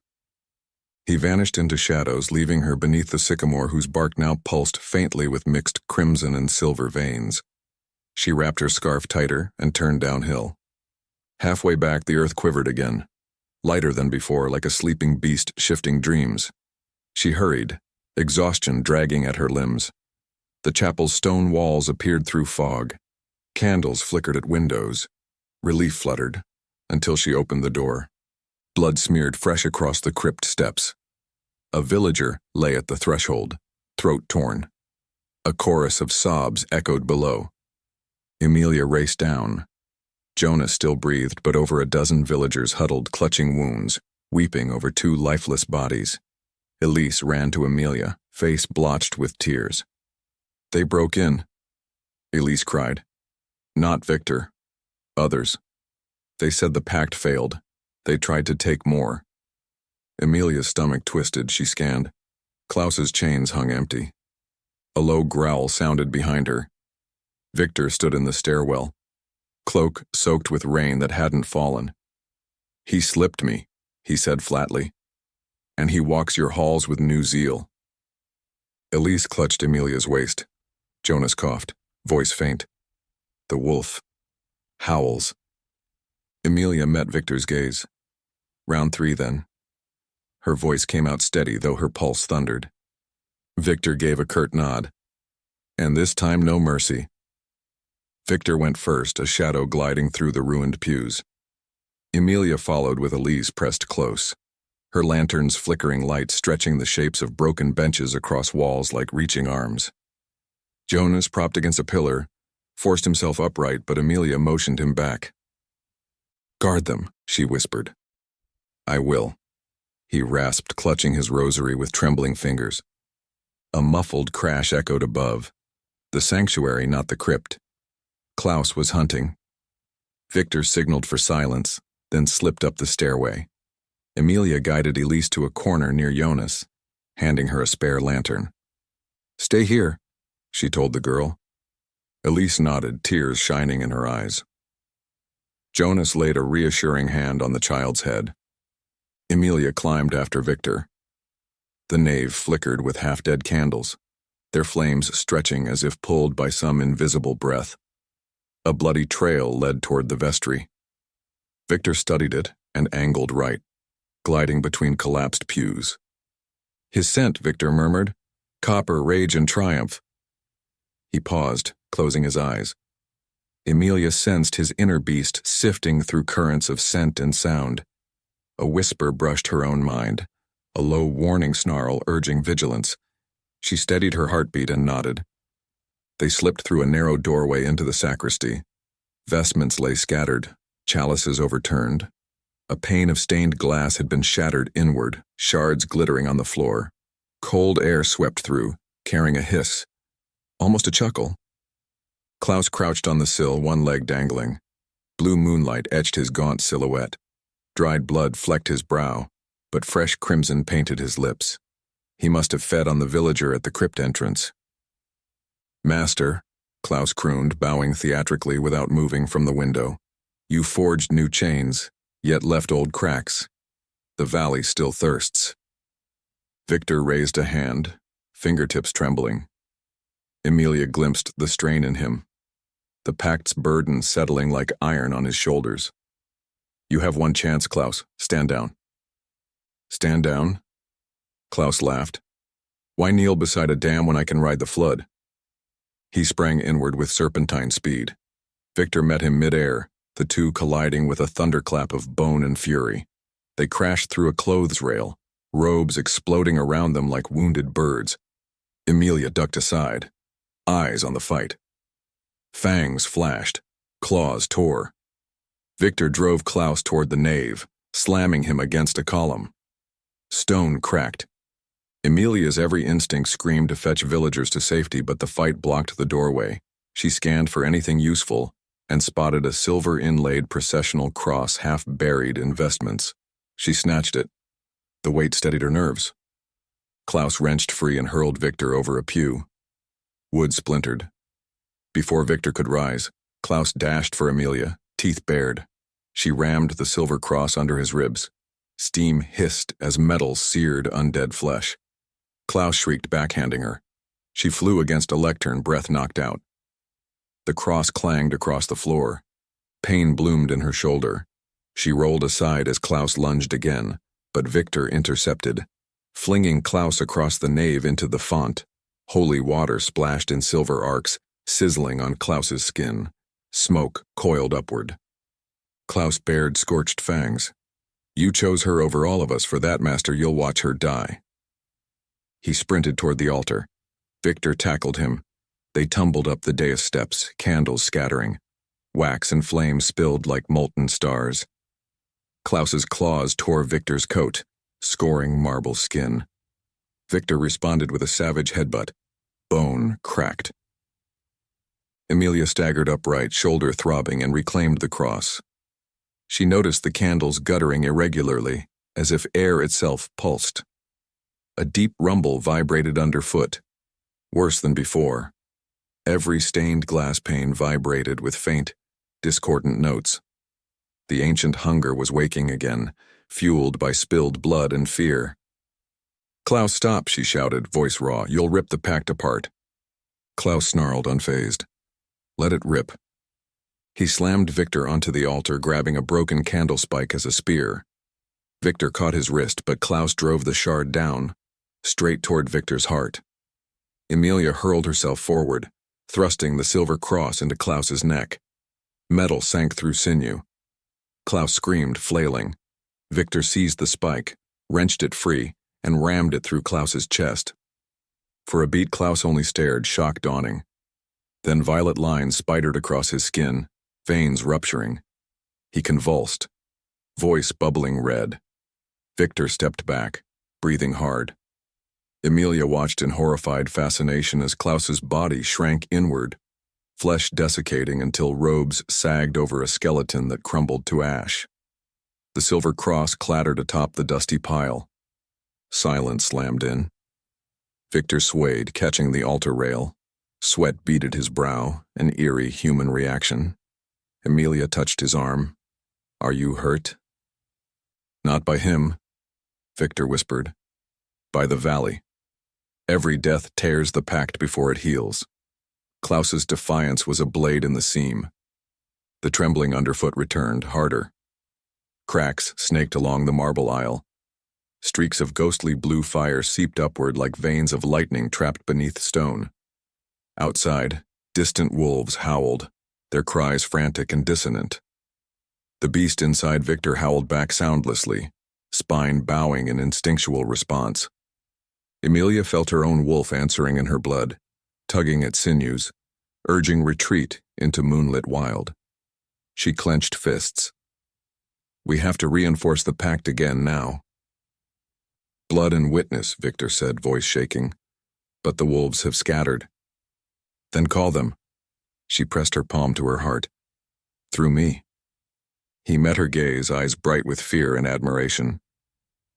Your strength astonishes me, healer. No time for sentiment. Emilia jogged to the crypt stairs, calling down. Jonas, gather everyone into the nave. Hurry. Jonas appeared moments later, supported by 2 villagers. Elise followed, gripping Jonas's belt. Others trailed behind, faces pale as chalk. Cracks crept across the walls, dust sighing down. A villager gasped, pointing at blue fire licking the windows. The earth's afire, he cried, and Emilia raised both hands. Listen, we'll repair the pact together, but I need calm. She turned to Victor. Guide them into a circle. They'll lend human witness alongside me. Victor nodded, his authority unquestioned now that Klaus was gone. He directed villagers into a ring around the altar. Jonas limped to a lectern, praying aloud even as tremors rattled it. Elise stayed near Emilia, eyes wide but dry. Emilia stepped onto the dais beside Victor. "We need blood volunteered," she said. "Not forced, a symbolic offering." A hush. Then Jonas spoke. "Mine is already given." He unwrapped the bandage partially, blood welling anew. "Let it be purposeful." Victor extended his wrist and sliced a vein with a talon. Dark blood flowed. Emilia reopened her palm wound. She nodded to Jonas, who pressed his cut. Their mingled drops fell onto the ash where Klaus had died. The impact was immediate. Blue fire recoiled as sparks of red and silver flared within it. Wolves howled again, this time in harmony. Emilia's knees buckled under a wave of soundless pressure pushing upward through stone, like the ground exhaling. Villagers squeezed hands, eyes shut, adding prayers and whispered hopes. Victor's head tilted back, fangs parted. Emilia saw his beast shimmering behind human eyes, but unlike earlier, it radiated awe rather than hunger. She felt her wolf stand tall in her mind, snout lifted, guarding rather than fleeing. A roar, deeper than any wolf, rumbled beneath. Cracks widened, then reversed, knitting closed. Blue fire dulled to faint veins of sapphire before fading to black. Stained glass ceased rattling. Candles steadied. The tremor stilled. Emilia sucked a sharp breath. Silence fell. True silence, unmarred by quake or wail.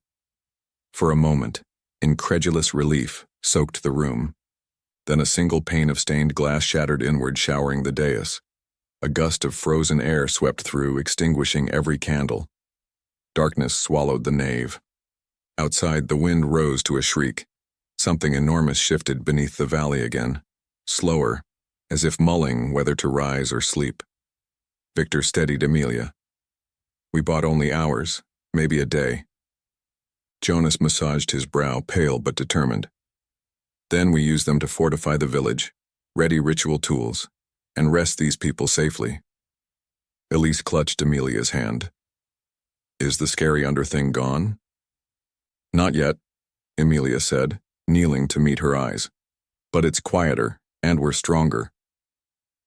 The villagers lit fresh candles. Soft light revealed fatigue etched on every face, but also sparkles of hope. Victor addressed them. "Return to the crypt. Bar the doors. No one enters unless Emilia or I speak the words Valabane watches." They obeyed without protest. Jonas shuffled with them, refusing help until Emilia insisted. Elise followed, glancing back at Emilia. "Come soon." "I will." When the last villager vanished below, Emilia turned to Victor. They stood alone amid spilled wax, broken glass, and ashes clumped where Klaus had fallen.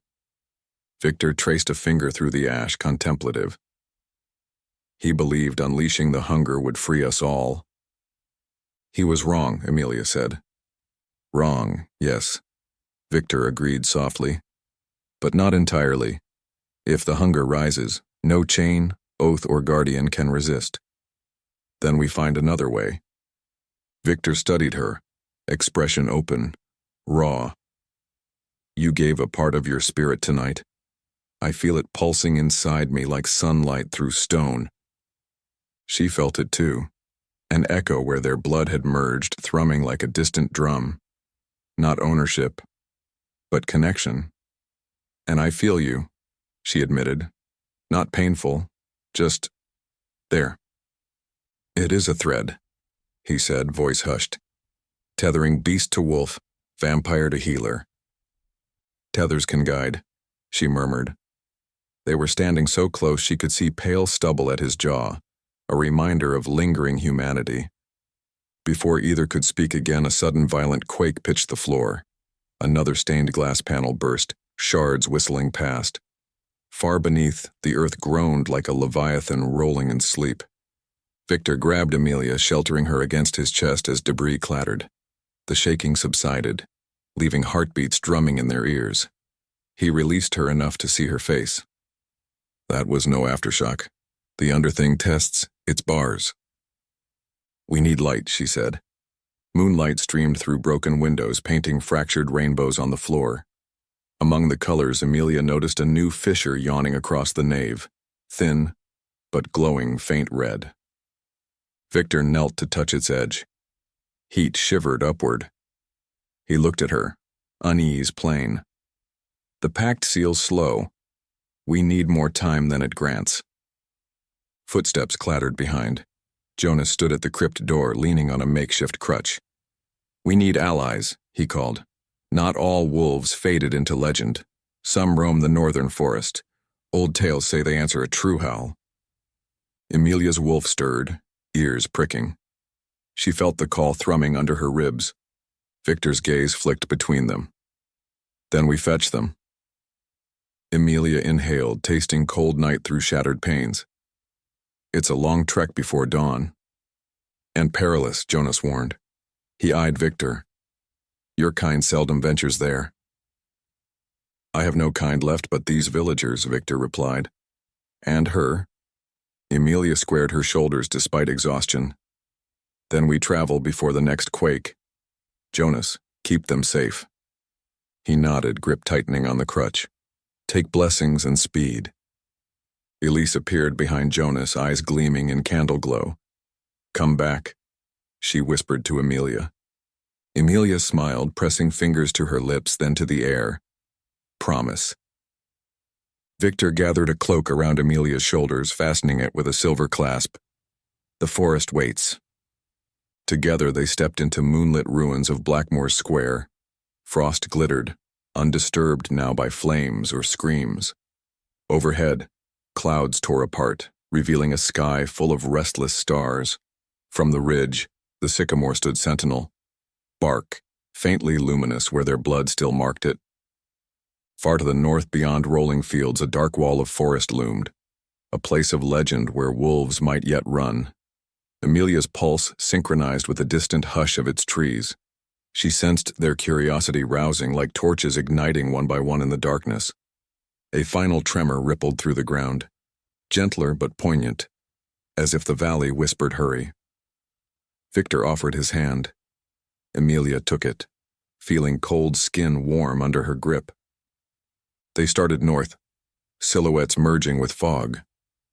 Behind them, broken glass caught moonlight in shards, glinting like watchful eyes. Ahead, the forest breathed an ancient scent, inviting and dangerous. As they vanished beyond the last cottage, the new fissure in the chapel floor glowed brighter, a scarlet thread weaving through marble. Beneath it, something enormous listened, waiting for the fate of wolves, vampires, and one healer's shimmering blood. Emilia tightened the leather strap of her satchel as the chapel doors groaned open behind her. Lamplight spilled over broken cobblestones, painting long shadows that clung to the walls like frightened children. Father Jonas hobbled out first, leaning heavily on a broom handle he'd turned into a crutch. Behind him, Elise clutched the sleeve of his robe, cheeks blotched with sleepless worry. You don't have to do this tonight, Jonas said, voice hoarse from chanting and smoke. The wolves have waited centuries. They can wait another dawn. The valley can't, Emilia replied. Wind clawed her bangs across her eyes, carrying the scent of damp earth and a faint copper tang that made her stomach knot. The cracks are widening. Every hour matters. Victor emerged from the nave, coat swirling like a crow's wings. He paused on the threshold, nostrils flaring as if tasting the cold. Behind silver irises, his beast stirred, restless, pacing. The presence brushed Emilia's mind, a quiet growl that warned of greater dangers waiting in the trees. Jonas handed a cloth-wrapped bundle to Emilia. Dried sage and salt. If the forest tricks your senses, burn the sage and circle the salt. Emilia tucked it into her coat. Thank you. Elise stepped closer, voice small. Promise you'll come back. Emilia crouched so their eyes met. I promise. She brushed stray curls from Elise's forehead, and in her chest the wolf lifted its ears, protective, watchful. Stay with Jonas. He's tougher than he looks. Tougher than I feel, Jonas muttered. Victor descended the chapel steps, boots crunching frost. The moon slips west. We move. They set off down the lane, past the charred skeletons of houses still steaming from the earlier fire. Loose shutters clapped on hinges. Somewhere a dog barked twice, then fell silent. At the gate, Emilia glanced back. Jonas raised 2 fingers in blessing. Elise waved until fog swallowed them. The road north quickly became a ribbon of packed snow. Pines clustered ahead like onyx spires. Fog curled ankle-deep, weaving between roots. The night was star-clear above, but no constellations offered comfort. Emilia drew her coat tighter. Victor kept stride beside her, though his footfalls left no imprint. After a long silence, he spoke quietly. "Are you afraid?" "Yes," she admitted, "not of the wolves, of what I might become." "The curse has many claws," he said. "It shapes more than flesh." She risked a sidelong look. Moonlight gilded the line of his jaw. "What does it shape in you?" He hesitated. "I dream again. Sunlit courtyards, laughter. Then the hunger rises and tears it away. When you're near, the dreams last longer. The hunger twists." "Twists how?" He opened and closed a fist. "Hunger becomes longing. Longing becomes pain. Pain makes the beast restless." Emilia exhaled. "I wish I could dull it, not sharpen it." "You already temper it," he said. "But every tempering must face the flames." They reached a weathered milestone, a slab etched with runic spirals. Frost etched new patterns over the stone, pulsing faintly with blue light, like veins beneath skin. Victor touched the carving. "The northern wood begins here. Wolves patrol its border. Tread carefully." Emilia's wolf stirred, recognition throbbing in her blood. She stepped forward. The pines opened like jaws, swallowing them in silence. Snow muffled sound. Even their breathing felt too loud. Minutes stretched like wire. Branches creaked overhead. Emilia's pulse beat high in her throat, syncing with distant heartbeats. Animal, fierce, curious. She slowed. Victor mirrored her, gaze cutting through shadows. A single howl rippled through the darkness, low, melodic, and impossibly close. Then silence. Emilia whispered, "They know we're here. Let them come." Victor spread his hands, palms outward, but tension coiled behind his calm. His beast crouched inside, hackles raised. Snow shimmered as a dozen wolves melted from the underbrush, pelts ghost pale, except for eyes gleaming silver blue. They spread into an arc, blocking any retreat. None growled. Their silence weighed heavier than threat. One wolf stepped forward, shoulders broad, muzzle scarred by old battles. It sniffed the air, exhaled clouds of steam, then circled Emilia once. She felt its curiosity, its suspicion. The wolf stopped in front of her, gazing up with intellect unmistakably human. Instinct guided her. Emilia crouched, bowed her head, not submissive, but respectful. When she lifted her gaze, she let the wolf inside rise to the surface. The sensation was strange, edges of vision sharpening, sense blooming into colors, heart slowing to a steady drum. She didn't speak with words. She let her breath carry intent. "We come in need. Allies." The lead wolf's ears flicked. A ripple passed through the pack. Snow seemed to sigh. Behind the wolves, a figure unfolded from shadow. Tall, feminine, fur draping shoulders like a living cloak. Her face was lupine, yet human, eyes bright as moon shards. Muscles rolled beneath gray-silver skin. "Runa." "Bloodkin," Runa said, voice layered, almost echoing. "You carry the song of the first hunt." Emilia rose slowly. "I'm Emilia Hale of Blackmoor." Runa's gaze shifted to Victor. "And you carry silence where breath should be. Deathwalker." Victor inclined his head, careful. "I carry chains as well." Several wolves growled softly.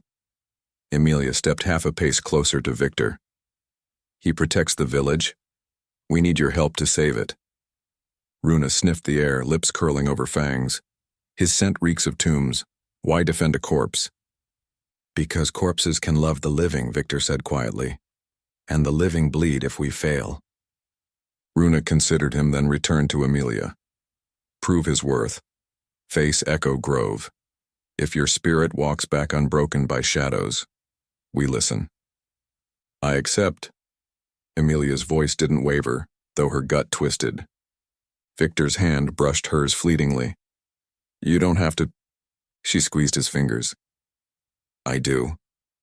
The beast within him rumbled, unhappy, but trusting. Runa beckoned. Come, bloodkin. The pack flowed around them toward a narrow path. Victor stayed behind, shoulders rigid. Emilia followed Runa between trees that leaned inward until starlight vanished. They reached a small clearing ringed by twisted birches. Their bark peeled like parchment, revealing black beneath.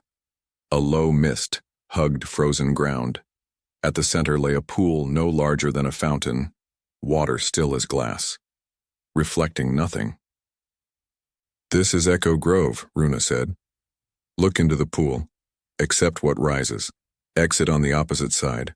Alive in flesh and soul. Fail, and you remain Echo. Emilia swallowed. How long does it take? Time here bends. Runa's voice softened, almost kind. Courage bends it back. Emilia stepped forward. The cold radiating from the pool seeped through her boots. She knelt, heartbeat thrashing. The water looked black, but when she peered closer, she saw subtle motion, ripples from a stone unseen. She exhaled and leaned in. Her reflection surfaced, face pale, eyes ringed with weariness. The image warped, mouth twisting into a snarl, fangs sprouting behind lips. Startled, Emilia jerked back, but her reflection reached out, claws scraping the water's underside. A scream, Elise's, tore through the clearing. Emilia spun.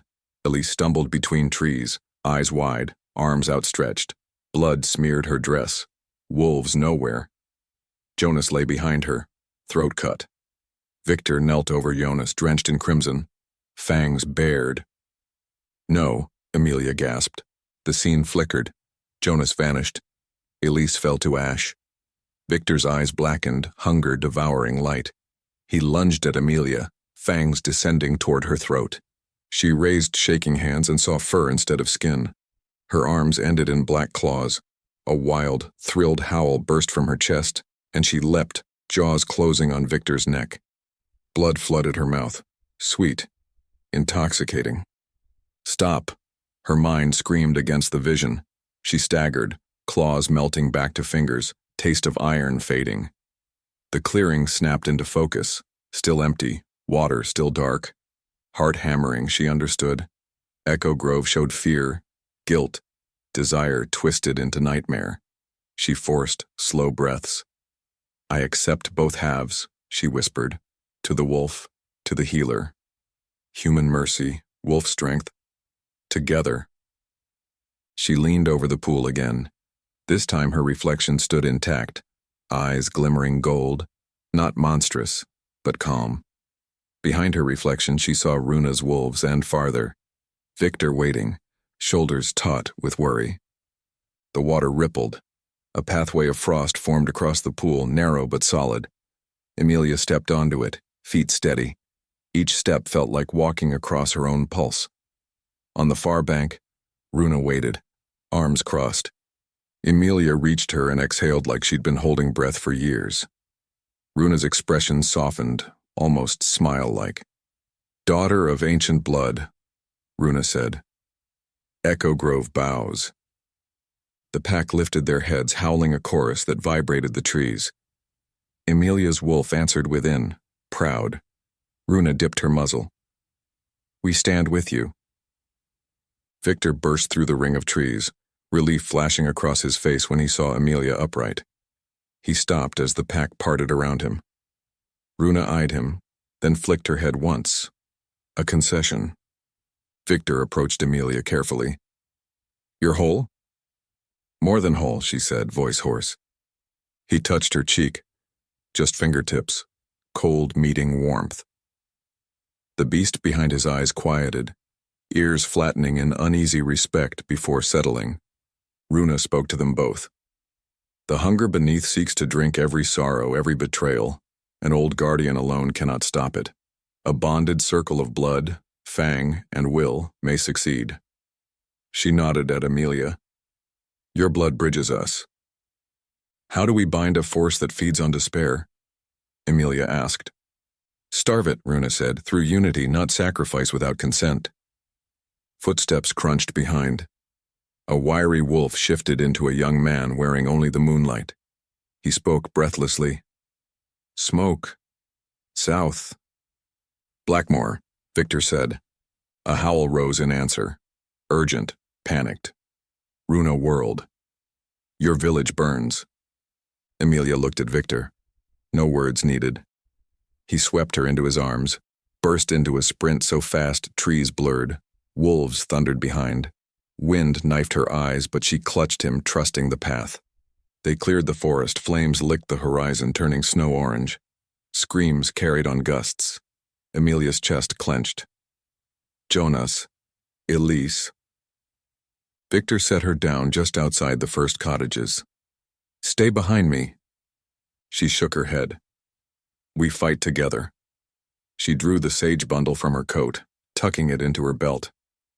Go. Rogue vampires darted between burning rooftops, dragging villagers into snow. One, fanged and feral, lunged at a woman shielding her child. Victor intercepted, snapping the rogue's neck with terrifying efficiency. Wolves slammed into another, tearing him apart. Snow flew crimson. Emilia sprinted to the chapel. The doorway hung crooked, hinges broken. Inside, Father Jonas lay slumped against the altar, fresh blood oozing from a reopened wound. Elise knelt beside him, sobbing. Emilia slid to her knees. Hold pressure, she told Elise, guiding small hands over the cloth. She glanced at Jonas. Stay with me. He coughed, eyes fever-bright. They said your pact failed. They taunted me. I tried to protect the girl. You did, she whispered, but fear bit deep. She ripped open a fresh bandage, working quickly. A crash echoed down the nave. Victor entered, dragging a half-conscious rogue vampire by the collar. Runa and two wolves flanked him. The rogue snarled, but Runa's low growl silenced him. Speak, Victor commanded, throwing the vampire to the floor. Who ordered this? The rogue laughed, spitting blood. Klaus left messages before you dusted him. Kill the priest. Bleed the guardian's shame. Emilia's pulse spiked. Why the priest? Because he birthed your guardian. The rogue sneered, staring at Jonas. Centuries passed. Little holy man cut Victor's throat to bind the dark. It was his fear that fed the spell. Silence sucked the air from the chapel. Victor's eyes widened, a storm brewing. He stepped toward Jonas, face unreadable. Emilia stood, blocking his path. Not now. Victor's voice cracked. He betrayed me. Yes, Jonas whispered, tears streaking his beard. And I've regretted every breath since. Kill me if it buys their safety. Victor's beast lunged inside, but Victor held still, fists trembling. Flames outside popped, echoing the tension. Emilia laid a hand on Victor's chest. If the hunger feeds on betrayal, killing him only fattens it. The wolf inside her pressed warmth behind her words. Victor's shoulders sagged. He turned away, breathing hard. Runa pinned the rogue vampire with an icy stare. Enough deaths tonight. She snapped the rogue's neck with a swift twist. Ash drifted to the floor. Elise cried, Is Father Jonas dying? Emilia knelt. Not tonight. She injected another vial of her glowing blood. A smaller dose, to stem bleeding. Jonas exhaled, trembling less. Runa's wolves patrolled the nave, herding villagers toward safe corners. Flames outside dimmed as snow began to fall, thick, silent, smothering sparks. Emilia met Victor's gaze across the altar. He looked broken, but some flicker of hope burned in his eyes. A belief, perhaps, that he could rise above betrayal. She offered a small nod. He returned it, jaw tightening. Victor turned toward the shattered window as if the night's cold could cool the rage burning just beneath his skin. Emilia joined him in the shadows between broken pews. Embers drifted outside like dying fireflies, glinting off glass shards littering the floor. "He was my friend," Victor said finally, voice raw. "A novice priest who promised comfort for my dying wife. When plague took her, he whispered of salvation for the village if someone offered blood beneath the sycamore. I followed him in grief. I never suspected the blade." He opened his hand, flexing fingers that trembled. "He cut my throat. I heard my own heartbeat fade while the earth drank." Emilia swallowed hard. "And still you've protected Blackmoor." "Guarded it," he corrected. "Protection was never the pact's purpose. I was a cork in a bottle of poison." Emilia's pulse pounded with empathy and horror. Jonas carries the weight too. Victor's laugh was jagged. "A man can polish chains until they shine, but they remain chains." He faced her fully, the beast behind his eyes simmering, subdued. "Tell me what to feel. Hate? Mercy? I am unmoored." "Feel grief," she said, surprising herself with the certainty in her voice. "Grieve the friend you lost and the centuries stolen from you. After grief you can choose." Victor studied her as though weighing the words against centuries of anger. Slowly, his shoulders eased. From the corner of her vision, Emilia caught Runa watching, head cocked. The wolf elder nodded once, approving. Outside, falling snow thickened. Flames hissed into steam. Wolves padded through the slush, dragging rogue vampire corpses toward a growing pyre. Their howls sounded less triumphant than mournful, honoring slain enemies with grim respect. Emilia returned to Jonas's side. His breathing steadied, color seeping back into his cheeks. He opened his eyes as she knelt. "I told myself confession would lessen the sin," he whispered. But each year, the burden grew heavier. Emilia took his icy hand. "Then help lift it now. We need every heart aligned if we're to seal the hunger beneath." Jonas managed a shaky nod. "My blood for the binding, my voice for contrition. I only ask you watch over the child if I fall." "Elise has many eyes upon her," Emilia promised. Runa approached with silent grace. Candlelight glimmered in her silver fur. "Night wanes. The hunger's lull will end at dawn. Ritual preparations must begin." She glanced at Victor. "Your guardian stands with us?" Victor met her gaze solemnly. "My strength is yours." Runa sounded an eerie, short howl. Wolves converged, bearing packs of dried herbs, polished bone knives, and small bronze bowls. Emilia marveled at their preparation. Ancient rituals kept ready for a night just like this. Villagers emerged from the sanctuary's corners. Fear bowed their backs, yet determination brightened their eyes. A broad-shouldered farmer stepped forward. "Tell us what to do." Runa deferred to Emilia with a tilt of her muzzle. Responsibility settled on Emilia's shoulders like a mantle. She straightened. "First, gather torches and whatever clean water remains," she said. "We walk to the sycamore before dawn. Wolves will flank us. Victor leads ahead.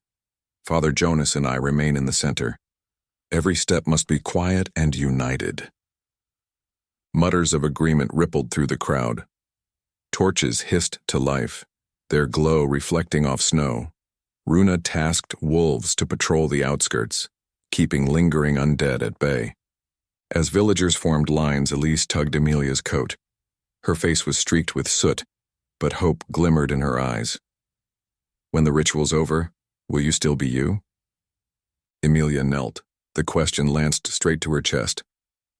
"I don't know how I might change," she answered honestly. "But the part of me that loves this village, that loves you, will stay." Elise nodded, lip quivering, then hugged Emilia fiercely. Over the child's shoulder, Emilia caught Victor watching.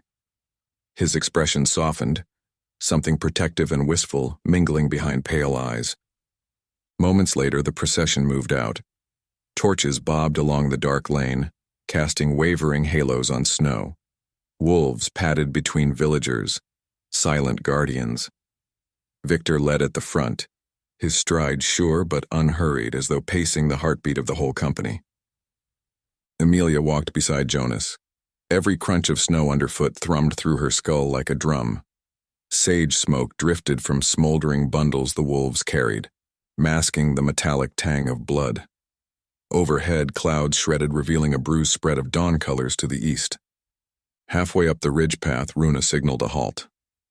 The sycamore loomed ahead, branches clawing at a star-flecked sky. Around its trunk, the blood-stained snow from the last ritual glowed faintly, soaking in moonlight and something darker. Small fissures still pulsed red beneath the ground like open wounds. Runa addressed the gathering in a low, resonant voice. The hunger beneath drinks despair. To starve it, we give blood freely, bound by unity, not fear. One from each side of the pact must speak the vow. Wolf, guardian, and bridge. She looked to Emilia. You are the bridge. Cold rippled across Emilia's shoulders, equal parts dread and resolve. Victor stepped up beside her, removing his coat. Frost fog billowed from his breath, though his skin remained marble pale. Jonas limped forward, leaning heavily on two villagers, determination etching deep lines around his eyes. Runa joined, shifting more fully into a half-human form. Tall, muscular, fur-laced. Wolves formed a wide circle. Villagers knelt behind them, torches extinguished so only moon and fissure-lit ground remained. Silence heavy enough to press lungs flat fell. Runa unsheathed a polished bone dagger, its edge gleaming ivory. She passed it to Jonas first. Willing blood. Jonas unwrapped a fresh bandage at his arm and reopened the wound with a steady hand, letting crimson splash onto the roots. In contrition, I offer my blood and beg forgiveness. His voice cracked but did not falter. Runa accepted the dagger back, slicing her palm. Thick, silver-tinted blood spilled onto Jonas's, mingling. In strength, I offer wolf blood and stand witness. She offered the dagger to Victor. He hesitated, meeting Emilia's eyes. Last time I bled here, chains took my soul. Emilia laid her hand over his. This time, let them release it. He nodded once, sliced his wrist, and let dark blood flow. In redemption, I offer guardian blood and vow restraint. Emilia took the dagger last. Cold bit her palm as she drew a shallow cut. Luminescent blood welled, shimmering between red and silver. It dripped onto the entwined roots. In unity, I offer bridge blood, joining life and death with purpose, not despair. The mingled blood soaked into snow and bark, sizzling faintly. Ground tremors thudded like giant heartbeats. Blue-white flames erupted around the sycamore, swirling, but not burning. Villagers gasped. Wolves held steady. The fissures pulsed once, twice. Then seams snapped closed, sealing red glow beneath solid earth. A hush fell so profound even the wind dared not speak. Then, far below, a bellow like an ancient wail reverberated. The sound vibrated bones, churning stomachs. Snow cracked. Icicles shuddered free of branches. Jonas stumbled. Emilia caught him. Is it working? Runa tilted her head, nose twitching. The hunger thrashes, but bonds tighten. Yet something still claws. The ground quaked violently, knocking villagers off their knees. The sycamore's trunk split, a thin fissure racing up the bark. Blue fire shot skyward, forming a roaring column before collapsing into sparks that rained over the gathering. Victor hauled Emilia and Jonas back as roots shifted. From the broken trunk rose a spectral form. Klaus's silhouette, eyes hollow voids. Behind him swelled a darker mass, shapeless, seething like 1,000 shadowed mouths. The mass whispered with voices damp and cold. The words slithered straight into thoughts rather than ears. The guardian's chains fracture. Blood binds no more. All will taste my hunger before dawn. Villagers screamed, wolves bristled, snarling. Emilia's wolf surged, bearing spiritual fangs within her mind. Victor's beast roared back, shoulders flexing. Jonas clutched his rosary, whispering prayers. Klaus's phantom extended a skeletal hand toward Victor. "Come, master. Feast with us on their fears." Runa snarled, stepping between them. "You have no master. Be gone." The shadow mass expanded, swallowing Klaus's form until only the void remained, a mountain of despair looming over the ridge. It sucked heat from the air, extinguishing breath, freezing blood. Emilia grabbed Victor's wrist. "It's coming for you," Victor murmured, voice barely audible under the psychic gale. Emilia felt her wolf howl, reverberating through her arteries, challenging darkness. She stood tall beside Victor, refusing to yield. Emilia felt the shadow's chill seep into her marrow as it towered over the sycamore, blotting out the sky. Ice gathered on eyelashes and torches hissed to steam. Wolves edged forward, hackles high, but even their growls sounded distant under the oppressive silence. The villagers clung together in terrified knots, eyes wide and ringed with frost. The void pulsed, forming Klaus's features again, lips twisting in a crooked smile. "Do you taste it, Guardian? The bitterness of betrayal, the salt of your own doubt? Feed it to me." His voice slid through their skulls like cold oil. Victor's breath plumed in ragged bursts. From beneath his ribs, the beast slammed against its cage, demanding violence. He struggled to stand upright, glaring at the apparition. "This ends tonight." Klaus's shade laughed, voice doubling with deeper, ancient tones. "You have no ending, only hunger." Runa lifted her muzzle and released a piercing howl that cut through the gloom. The chorus of wolves answered, weaving a wall of sound around the villagers. The noise jolted Emilia's senses, pushing back the numbing despair. Inside her, the wolf responded with fierce agreement, urging her to add her own note.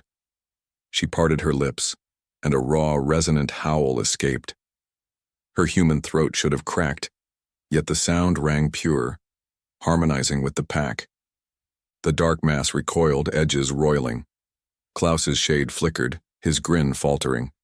Emilia seized the moment, raising the sage bundle Jonas had given her. She struck a torch to it, and fragrant smoke billowed, battling the frigid air. "Salt circle," she called. Villagers scrambled, sprinkling the white granules in a rough ring while wolves guarded the gaps. Jonas, still weak, whispered a Latin prayer over the salt, voice quivering but relentless. Each word shimmered in the frigid air like faint gold threads. The hunger surged forward, slamming against the forming circle. The ground quaked. A villager cried out as the line wavered. Victor strode to the breach, cutting his palm once more and flinging droplets into the gap. Where the blood touched snow, crimson light flared, knitting the ring shut. He held his bleeding hand out, palm toward the darkness. "I bound myself once. I bind you now." Klaus's shade shrieked, stretching toward Victor with clawed shadows. Runa lunged, sinking ethereal fangs into the dark tendril. Steam rose where her bite landed. She ripped free, black ichor splattering across snow and sizzling away. The void wavered, but a deeper rumble answered from beneath the earth, as if something vast shifted in restless sleep. Emilia's wolf demanded action beyond defense. She stepped inside the circle's center, hands trembling yet resolute. Luminescent blood still seeped from her earlier cut. She pressed the wound to her lips, tasting metal and wildness, then flung a stream toward the sycamore roots. "By willing blood and united breath," she shouted, voice carrying farther than it should, "we starve you of sorrow." The blood struck a root and spread like liquid light, racing along bark fissures, igniting veins of silver through the trunk. The sycamore glowed, casting a ghostly halo across the hillside. The darkness recoiled again, edges shredding like smoke in high wind. Klaus's face distorted, eyes wide with sudden fear. Jonas gasped from his position at the ring, "Finish it!" Victor met Emilia's gaze.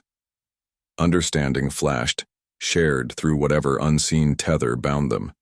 He stepped beside her, his own blood dripping onto the luminous streaks. The two colors, dark ruby and shimmering pearl, merged, pulsing brighter until the entire tree blazed like a lighthouse of living moonlight. The hunger shrieked in inhuman cacophony of grief, regret, and spite. Icicles exploded from branches, shards scattering into glittering dust. Wind roared down the ridge, snow spiraling. Wolves held fast, their howls rising in triumphant crescendo. But the darkness rallied, compressing into a spear of shadow aimed at Emilia. Victor shoved her aside, taking the force full in the chest. He staggered, coat smoking with frostbite. The spear dissolved through him, leaving black veins in his marble skin. He fell to one knee, fangs bared in agony. "Victor!" Emilia lunged, catching his shoulders. His eyes flickered between silver and coal. The beast inside thrashed, sensing weakness. She cupped his face. "Stay with me." He gripped her wrist, voice a ragged whisper. "Your light, it burns the chains. Draw more of it." "I don't know how." "You do. Let the wolf show you." Her pulse thundered. The wolf surged, borrowing her lungs.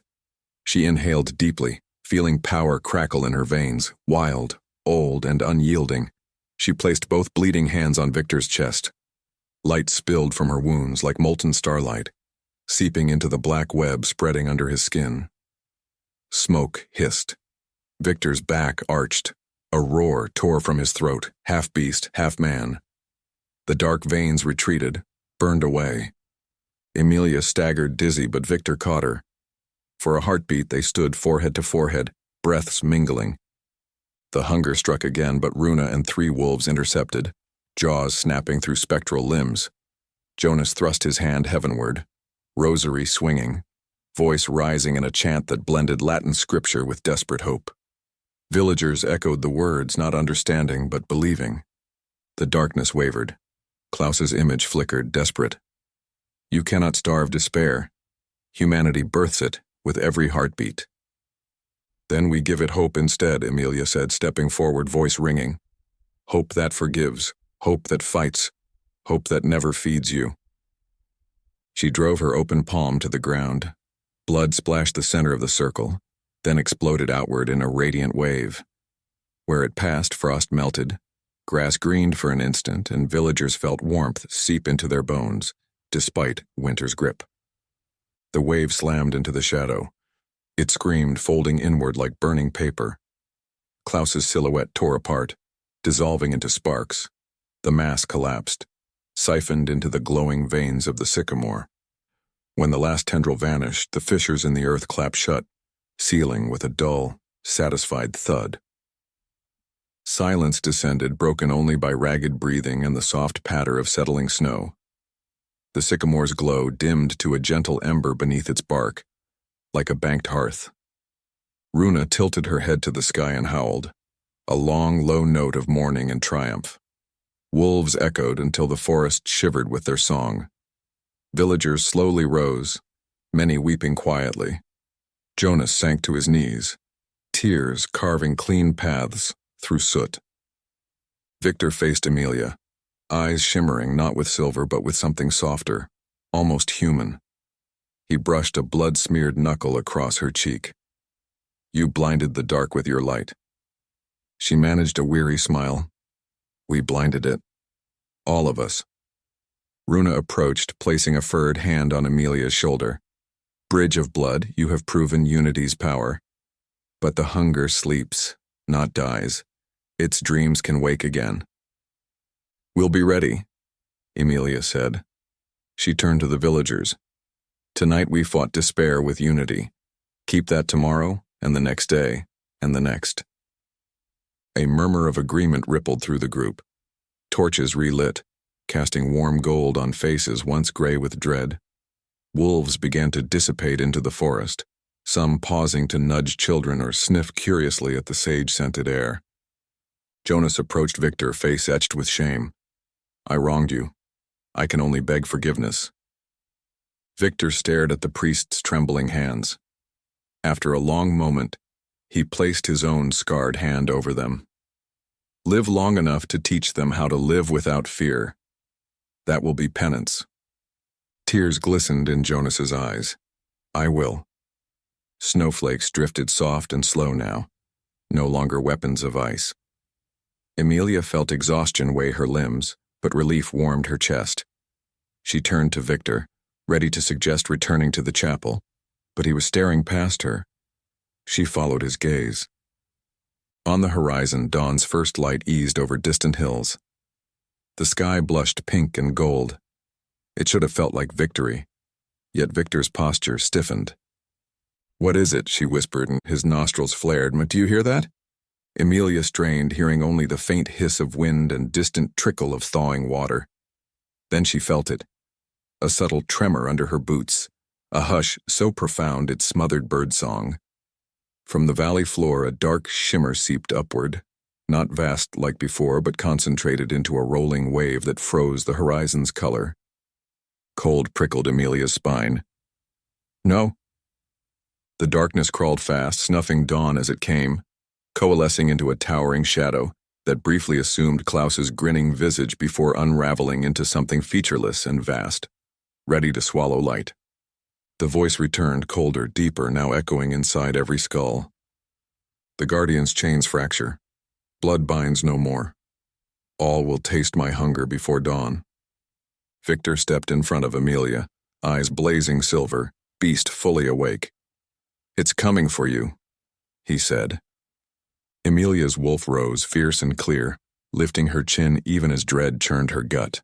She met the gathering dark with unwavering eyes, and a resonant howl ripped from her throat, answering, defying, promising the fight wasn't finished. Snowburst light flashed as the hunger beneath hurled a wave of shadow across the ridge. It crashed like black surf against the ragged line of wolves and villagers, scattering sparks of frostfire. Emilia felt the tremor slide up her spine, dulling thought, smothering courage. The wolf inside her recoiled, then bared its teeth and shoved back with a furious snarl that echoed only in her skull. Runa's pack answered with real growls, forming a crescent barrier. Father Jonas pressed a silver-etched cross to his chest and murmured a prayer so raw it rasped. Torch flames guttered, then steadied as if fueled by his words. Victor stood at Emilia's side, breath misting, eyes alight with a dangerous silver flicker. The beast behind them prowled in his gaze, furious, but held on a tight chain of will. The shadow recoiled, swirling like ink in water. It gathered into a towering silhouette. Klaus's familiar grin stretched impossibly wide before dissolving into a faceless void. "I've tasted every fear you clutch," the hunger-whispered voice blooming straight inside their minds. "Despair seasons the blood. Give me yours, and rest." "Not today," Emilia said, surprising herself with how even her voice sounded. "Not ever." The void rippled with amusement. Victor shifted closer, shoulder brushing hers. "Faith and teeth," he muttered. "That's what we've got." "Add stubbornness," she replied, and he almost smiled, fangs flashing. "Your specialty."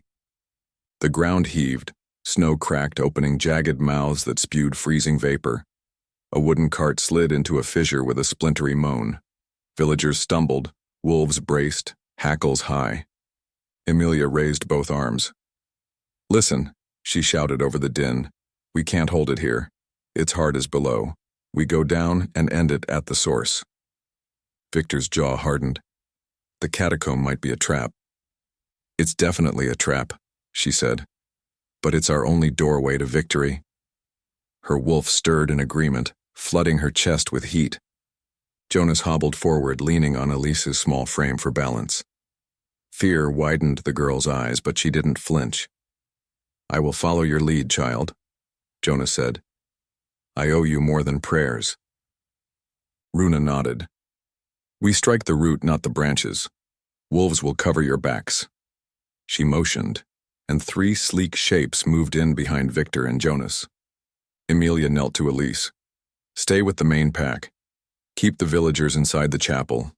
If the shadow comes, follow the wolves, no questions." Elise bit her lip. "You'll come back?" "I'll come back," Emilia promised, pressing her forehead to the girl's. "And when I do, we'll plant real flowers by the well, not charms." Torches were doused for stealth. Only moonlight guided Emilia, Victor, Jonas, Runa, and 4 wolves as they slipped through alleys choked with smoke. The hunger's presence warped the night. Shutters sagged, snow curdled into black slush, and every familiar street felt narrowed by gloom. Jonas muttered, "The catacomb entrance hides beneath the oldest crypt behind the chapel wall." His voice trembled in the cold. "No one has gone that deep in generations." "Then the path will greet us with every trick," Runa said. Her half-shifted form moved like liquid steel, claws clicking on stone. They reached the iron gate. Frost-coated hinges, but Victor tore it open with a grunt. The crypt door yawned beneath a sunken arch. Candle stubs still sat where villagers once prayed. Each flame puffed out as the group stepped inside, leaving only a faint blue glow radiating from beneath floor slabs. Victor stared at the glow. "It's bleeding upward." "The sooner we cut the vein, the sooner it stops," Emilia said. She pushed on a slab etched with the sigil of a scythe. It slid, revealing a stairwell spiraling into black. The wolves entered first, paused silent. Emilia followed, Victor close, one hand hovering near her back as if to catch her should she slip. Jonas limped behind, murmuring Latin under his breath. Runa brought up the rear, sniffing the air with short, deliberate breaths. Cold deepened with each step. The walls wept condensation that steamed faintly, a living melt that smelled of iron and old grief. The staircase opened into a tunnel braced by stone ribs. Here, the psychological assault began, and a sob echoed ahead. Emilia's heart lurched. She knew that voice. Elise. Crying. She started forward, but Victor gripped her wrist. "It isn't real," he warned. The sobbing transformed into mocking laughter, Klaus's, and then into her own voice, whispering accusations. "You left her, like you left everyone on the wards who died alone." Emilia forced slow breaths. The wolf nudged her spine, urging focus. "Lies," she whispered, though her throat burned. Behind them, Jonas gasped. "I see him. Bleeding. Victor, I'm sorry." His steps faltered. Victor pivoted, catching Jonas by the shoulders. "Breathe. The past cannot bite unless you let it." The priest's wide eyes locked on Victor's. After a moment he exhaled, trembling, and nodded. The tunnel widened into a chamber rich with candle niches, the flames lit by invisible hands as they entered. On every wall flickered images made of shadow and light. Runa hissed. In the mirrored dance she saw her old pack, piled under collapsed ice, eyes glazed. She clenched fists, claws digging into paw pads. "I buried them years ago," she growled. "You will not resurrect my grief." The images shattered like glass, raining silent shards of black light. Emilia guided them onward through twisting corridors that seemed to breathe. Each junction offered 2 paths, one bathed in faint silver, the other in pulsing red. Her wolf sensed the right way, steering her down each silver vein. "How do you know?" Victor asked softly. "I don't," she murmured. "She does." She tapped her chest. The final corridor sloped downward so steeply they slid on damp stone. The air vibrated with a throbbing hum, heartbeat slow, immense. At the bottom an arch opened into a cavern tall as a cathedral. Black stone ribs curved overhead, meeting in a jagged spine. At the center hovered a colossal shadow sphere, surface rippling like tar. It pulsed once, twice, bathing the chamber in bruised violet light. "The heart," Jonas whispered. The hunger spoke into their bones. "Welcome, faithful and faithless. Bow, and all pain ends." Victor bared his fangs. "Pain reminds me I still live." "And love reminds me why," Emilia added. She stepped forward. The wolf inside pressed against her skin until her pupils swelled and the edges of her vision sharpened. She lifted a knife Runa had given her, bone handle warm, blade etched with runes made for slicing spirit deeper than skin. Runa chanted in a tongue older than the valley.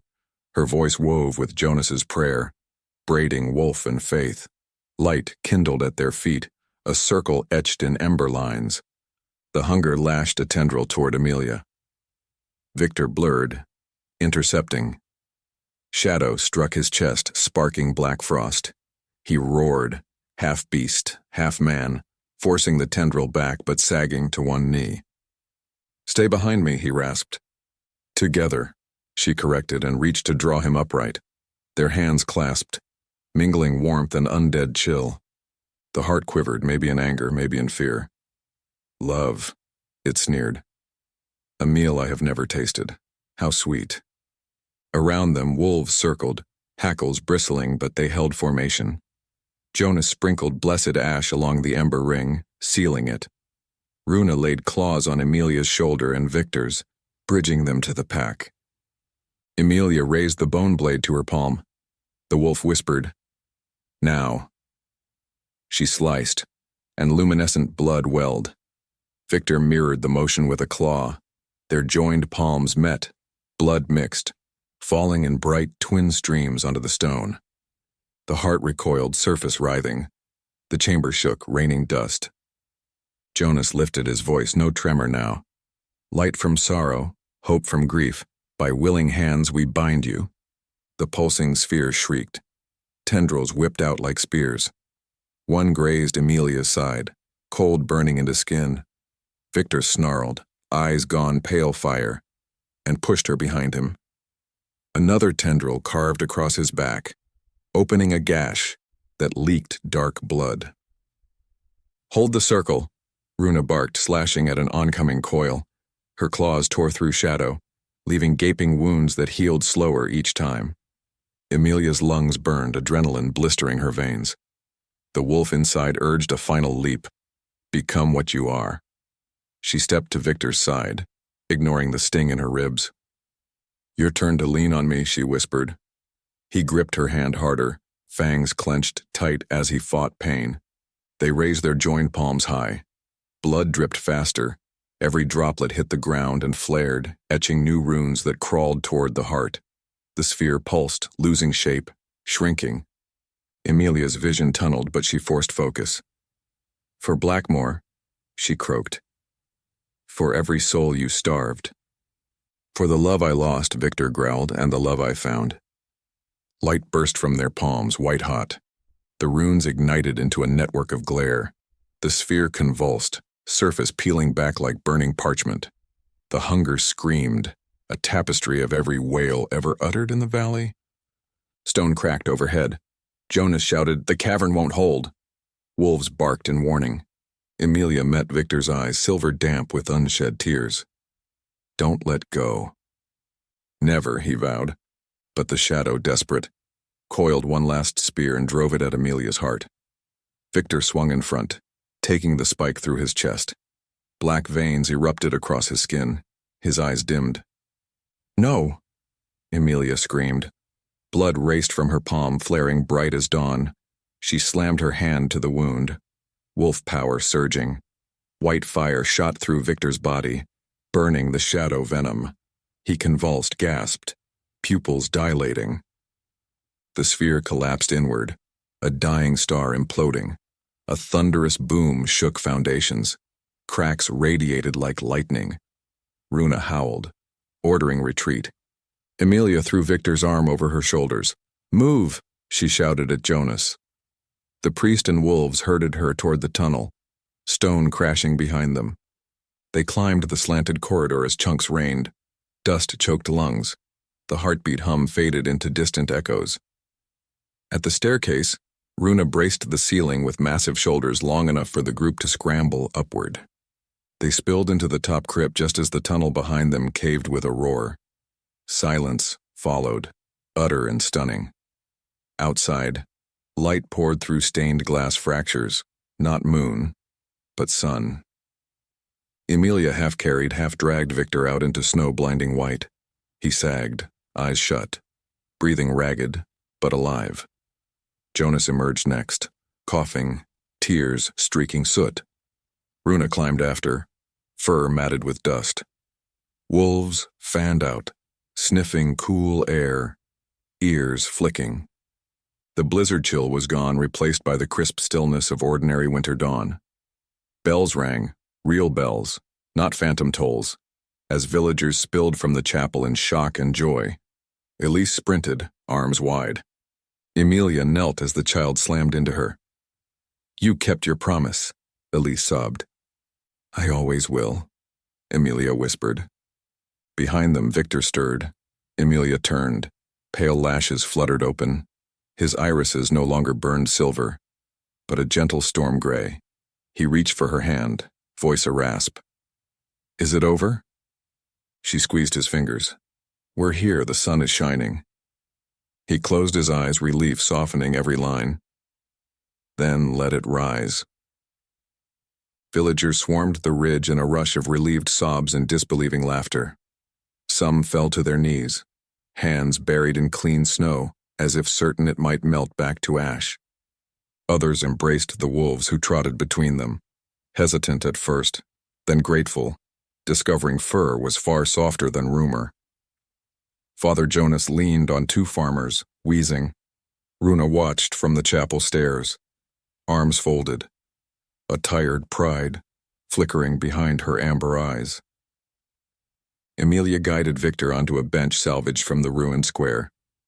Blood darkened his shirt around the half-healed wound, but the black veins had receded, replaced by new pale skin glowing faintly where her power lingered. Jonas approached, face blotched by tears and soot. He knelt at Victor's boots. For a breath he could not speak. Then the words tumbled out. "I wronged you in fear and watched centuries pass in shame. If you still breathe only to despise me, I accept it." Victor opened tired eyes. "I would despise the man you were, not the one who dragged himself through grief to kneel here." His voice cracked with exhaustion. "Live long. Love them better than you loved me." Jonas's shoulders shook. He bowed his head, pressing a trembling kiss to Victor's hand, then to Emilia's stained fingertips. "I will write the truth, so no one forgets the cost." Elise hovered beside Emilia, clutching a rolled blanket. "He needs warmth." "Good thinking," Emilia said. Elise tucked the wool around Victor's shoulders like a proud nurse. Runa strode over. The valley's pulse is quiet. She inhaled deeply, tasting the air. No rot, no grief scent, only ordinary fear. She met Emilia's gaze. "When the moon next fattens, call if any tremor returns. Wolves will hear." "You'll stay for a while?" Emilia asked. The elder wolf shook her head. "The forest needs us. Cub season nears." Her mouth curved in something close to a smile. "Besides, your pack is here now." Runa turned to Victor. "Guard them with open claws, Deathwalker turned lifekeeper." She offered a warrior's salute, fingers splayed across her chest, then whistled. The remaining wolves padded toward the northern trail, pausing only to let children stroke their coats. A final collective howl rolled over snowbanks. No threat, only promise. And the pack slipped into the trees, tails vanishing like silver ribbons. Afternoon thawed the sharp edge of morning. Smoke from controlled hearths curled above rooftops instead of battle fires. Villagers formed work lines, ferrying stones to mend the chapel wall that had cracked when the catacomb collapsed. They sang a rough tune, off-key but cheerful, while hammer strikes kept rhythm. Jonas, bandaged but determined, tutored a group of youths on recording events, ink strokes capturing what candles could not. Victor dozed under Elise's vigilant eye until Emilia roused him with broth. He sipped slowly, grimacing. "Blends of herbs," she explained. Wolf tested, healer approved. "Tastes like bark." That's the health settling in. He chuckled softly, winced, and leaned back. "I feel lighter, like a chain snapped." "The hunger fed on guilt," Emilia said. "You starved it when you forgave Jonas and yourself." Snowflakes drifted lazily, melting before they landed, gentle, harmless. Victor watched them with a faint frown. "Sunlight should burn me." "It doesn't." He extended a shaking hand into a sunbeam. Skin warmed, but no smoke rose. Awe softened his face. "After all this time." Emilia's inner wolf thumped a joyous tail against her ribs. She laid her palm over his and felt heat, small and careful. Your place is here, not in tombs or night. He squeezed her hand, voice hushed. If you'll have me here. She opened her fingers, threading them with his. I already do. Dusk glowed pink on snow when a distant horn sounded. No alarm, but a call to gather. Villagers assembled about a hastily cleared square where a single unbroken sycamore branch, rescued from the ritual tree, had been planted upright. Ribbons of linen fluttered from its limbs.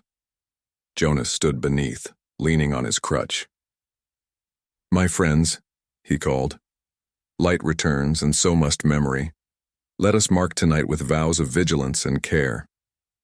He beckoned Emilia forward. She swallowed, feeling all eyes on her, fear now replaced by reverence that felt heavier than dread. Victor offered silent support from the bench, gray gaze steady. Emilia stepped beside Jonas. I'm no speaker, she began, so I'll be plain. Darkness feeds on despair. We fought by choosing hope, by choosing each other. Keep choosing. She lifted the bone knife, now cleaned, blade, reflecting firelight. This cut open the door to unity, but doors swing both ways, slam it shut whenever hatred whispers. Jonas raised a quill. And we write, truth will outlive monsters if we make ink of it. A robust woman, once the innkeeper, now a torchbearer, hoisted a mug. To truth, then. To truth, the crowd echoed, and someone passed Victor a cup of watered wine. He sipped cautiously, surprised at its sweetness. That night the stars kindled, unobscured by smoke or tainted mist.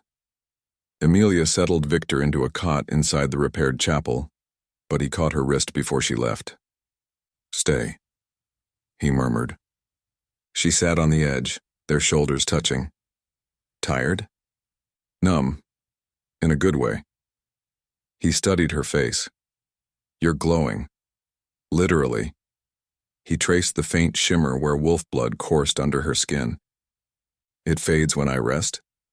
She brushed hair from his forehead. Tomorrow you'll be able to walk. And tomorrow, he said, voice low, you'll decide whether to keep a vampire for a house guest. Not a vampire, she corrected gently. A lifekeeper, remember? He smiled, eyelids drooping. Then keep this life. She stayed until his breathing steadied, then slipped outside. Moonrise silvered the snow. From distant hills a lone wolf cried, a goodbye, not a summons. The wolf inside her answered with silent gratitude and settled content. By dawn the village square rang with hammers again, but less frantic, more rhythmic, as if every nail driven told grief where to sit quietly.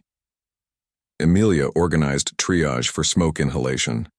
There were few grave injuries left. Folks who had once scowled at her now brought blankets, comparing notes on decoctions to prevent coughs. Elise trailed after, distributing dried apples to patients. When she passed Victor, he ruffled her hair with a smile so warm it shocked both of them. She giggled, darted away, then returned to press a painted pebble into his palm. A crude wolf face glared from its surface. Guardian stone, she explained, and it keeps nightmares out. Victor tucked it inside his coat. I will treasure it. Snowmelt dripped from eaves by midday. For the first time in recent memory, water sounded like ordinary water, not the hiss of ghosts. Crows cawed from chimney tops, uninterested in tragedy, now that breadcrumbs scattered freely again. By evening, blacksmiths had forged a new iron gate for the graveyard, its bars forming entwined vines instead of spikes. Children danced beneath while parents strung lanterns overhead. Jonas wrote tirelessly at a makeshift desk in the chapel vestibule, stopping only to dip quill and exchange whispered consultation with elders who offered fragments of memory. In the quiet between chores, Emilia checked Victor's wound. She found skin knitting cleanly, no corrupt veins threading under the surface. He flexed his shoulders, marveling at pain's absence. I still hear the beast, he confessed, hand over his heart, but it whispers, not screams. It's part of you, she said. Now it's fed with purpose instead of hunger. He reached out, fingertips hovering at her cheek, asking rather than assuming. She leaned into the touch. Warmth soaked through her despite the cold air. Neither spoke. Words felt fragile compared to the steady press of skin and heartbeat. Behind them, Jonas cleared his throat discreetly. I hate to interrupt tenderness, but ink is frozen. Emilia, might you warm it with that spark of yours? Emilia laughed, extricating gently. She lifted the inkwell, focusing a tiny pulse of luminescent heat into the glass until the black liquid thinned. Jonas beamed. Victor observed, awe in his softened stare. When night dropped its curtain, candles flickered in every unbroken window. No charms of iron or hawthorn hung tonight, only ribbons, each inscribed with a name saved. Runa's wolves watched from the forest edge, eyes glowing like twin constellations. They did not approach, but a sense of solidarity thrummed across the snow. Emilia found Victor at the chapel doorway, leaning on the new gate. Frost limned his hair silver. He didn't turn when she approached, but his voice carried quiet relief. It smells like wood smoke again, he said, not ash of despair. I never knew how good wood smoke could smell, she replied. Or silence. He faced her, moonlight casting soft shadows in the hollows of his cheeks. This silence is different from the one in my crypt. That one suffocated. This one breathes. She took his hand. Come listen to dawn with me tomorrow. He brushed his thumb over her knuckles, a promise in the simple motion. I will. A pink rim sharpened along the eastern horizon hours before dawn, but Emilia and Victor had slept little. Instead, they lingered at the ridge above Blackmoor, shoulders touching in a hush of falling snowmelt. Every breath fogged the chill. Every heartbeat felt impossibly loud after nights of thunderous terror. The village below flickered with lamplight, but no one kept a fearful vigil now. Only bakers, rising early, coaxing ovens back to life, testing dough they'd hoarded through siege. The aroma drifted uphill, warm and yeasty, stirring childhood memories Emilia hadn't tasted in years. It smells like Saturdays, she murmured. Victor turned, puzzled. Were Saturdays different? In my city they were market days, she said. Bread, songs, cheap trinkets. Life felt simple. She tipped him a sidelong grin. You? He considered. Before I was bound, the Sabbath found me polishing boots or chasing Anna across vineyards.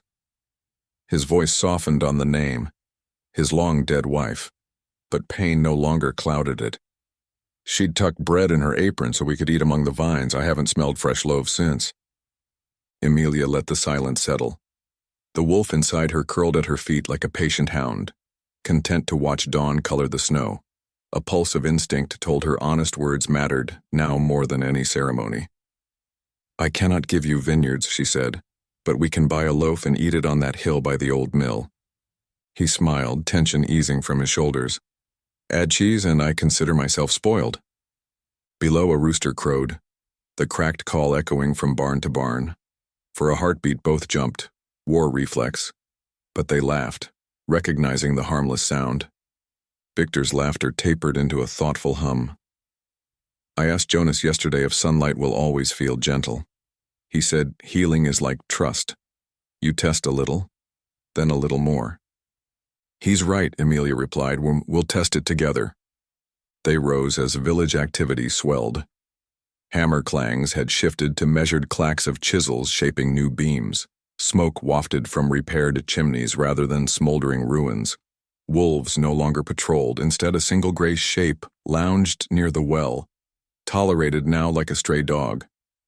Children tossed it scraps of crust, giggling when it caught them mid-air. In the square, Jonas hunched over a ledger the blacksmith had salvaged, scribbling titles for chapters he hadn't written. He looked up at their approach and waved quill-stained fingers. Morning, heroes. Morning, chronicler, Victor answered, and Jonas tapped the page. I am piecing timelines. How do I describe a guardian who surrenders immortality yet still lives? Victor considered. Say I traded chains for thread. Fragile, but chosen. A satisfied glow warmed the priest's eyes. Thread. Yes. He returned to scribbling. Elise darted from the bakery, cheeks dusted with flour, a loaf clutched to her chest. She caught sight of Emilia and sprinted, waving. The baker said it's the first good rise in weeks. She divided the steaming loaf with her small fingers, handing each of them a hunk. Butter drizzled down her wrist. Victor bit into the crust. Heat and flavor stunned him speechless. He closed his eyes in reverence. Emilia watched, heart swelling in her ribs. The wolf murmured approval. Simple joys feed resilience. Jonas called them again before they left. Harvest Festival meets at dusk next quarter moon. We'll need a physician and a storyteller to bless the first sheaf. Victor arched a brow. A storyteller? You, Jonas said plainly. The village will want truth from your mouth. What better salve for fear? Fear. The word still thrummed through every rooftop, though quieter now, like a bruise fading under new skin. Emilia answered Jonas for them both. If he tells stories, I'll watch for fevers. It's a deal. They walked to the old mill hill as promised. Bread and a wedge of goat cheese tucked in a basket Elise insisted they borrow. Snow crunched lightly. Spring hid beneath, impatient. Halfway up the slope, Emilia paused at a hollow where ice-rimmed water pooled. Skeletal willow branches draped its edges. Months earlier, Klaus had waited near woods just like this.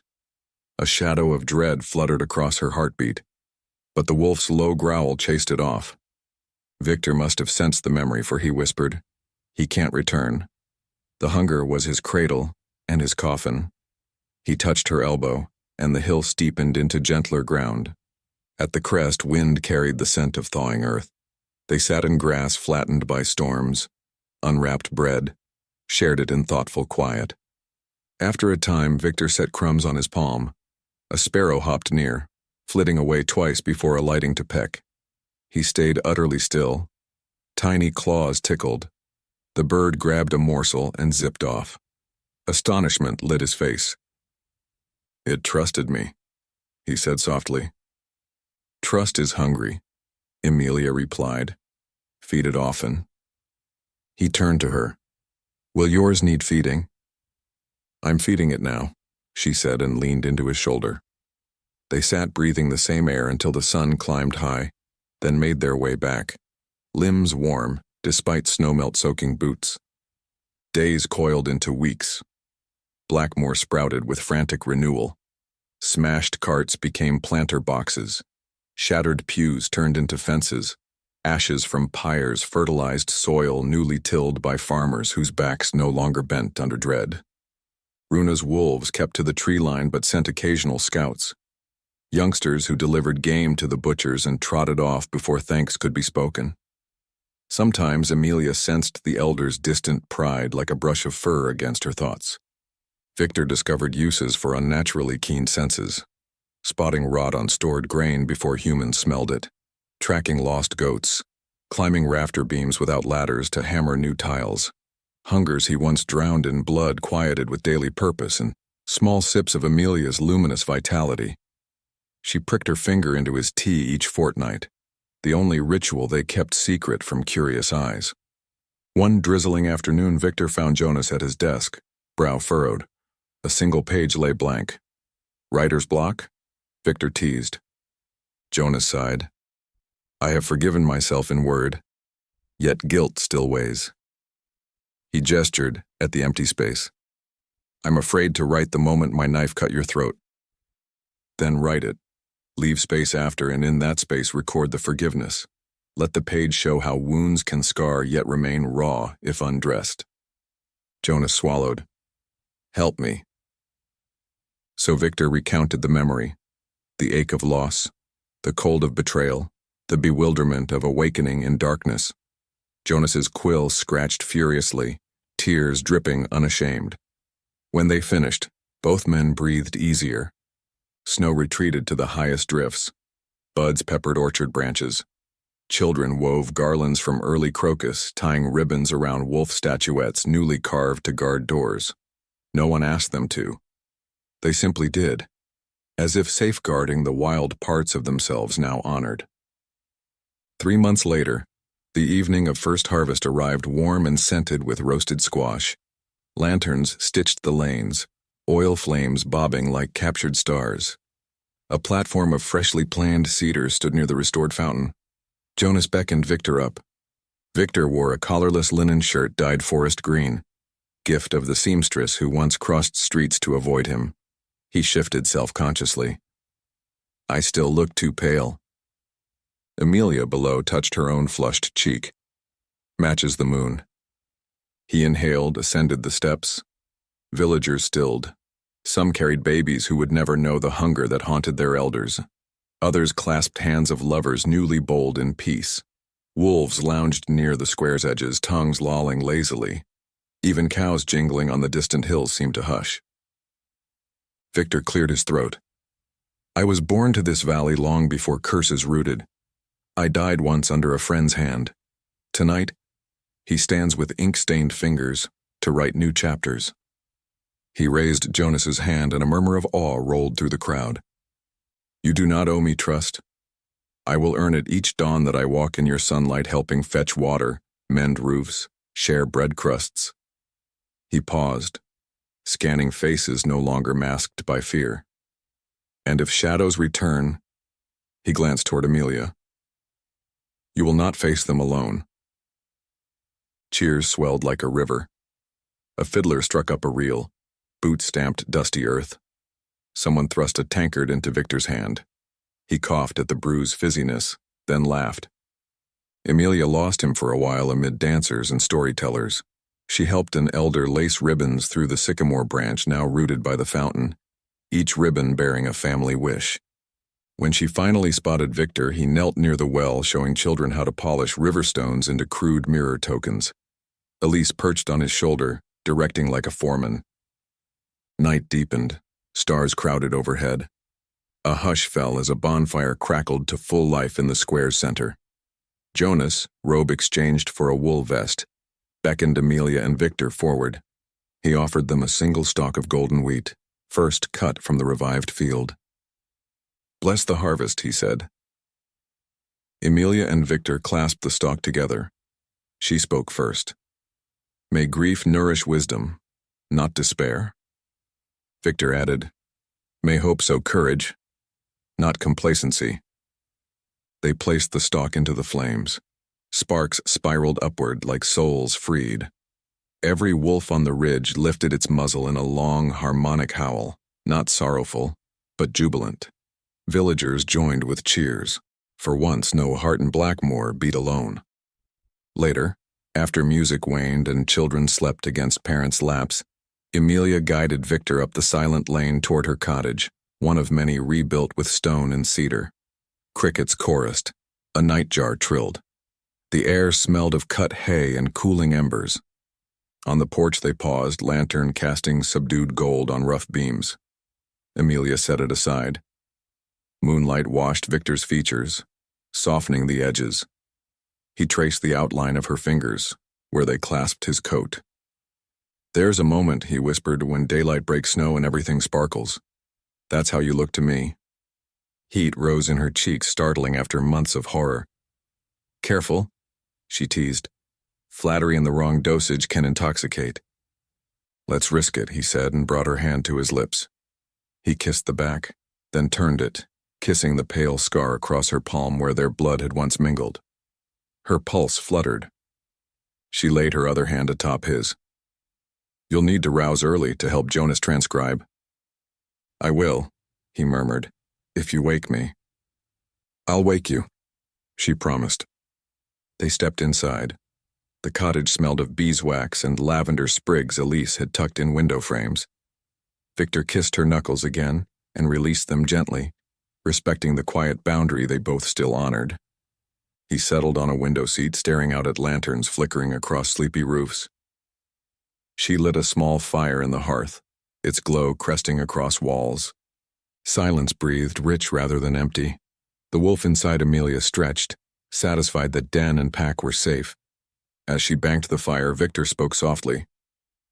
I once thought immortality meant never watching dawn with someone I loved again.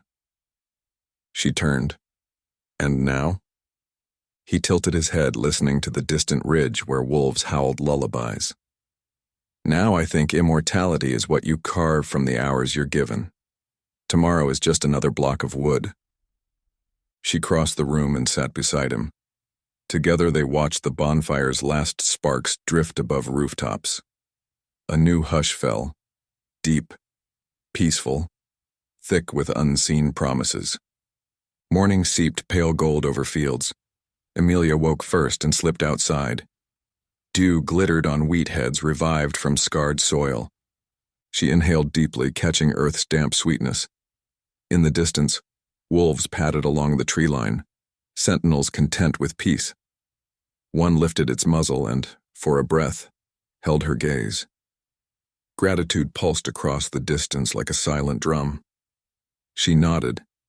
Inside, she found Victor seated at the small table, pen hovering over parchment. He smiled sheepishly.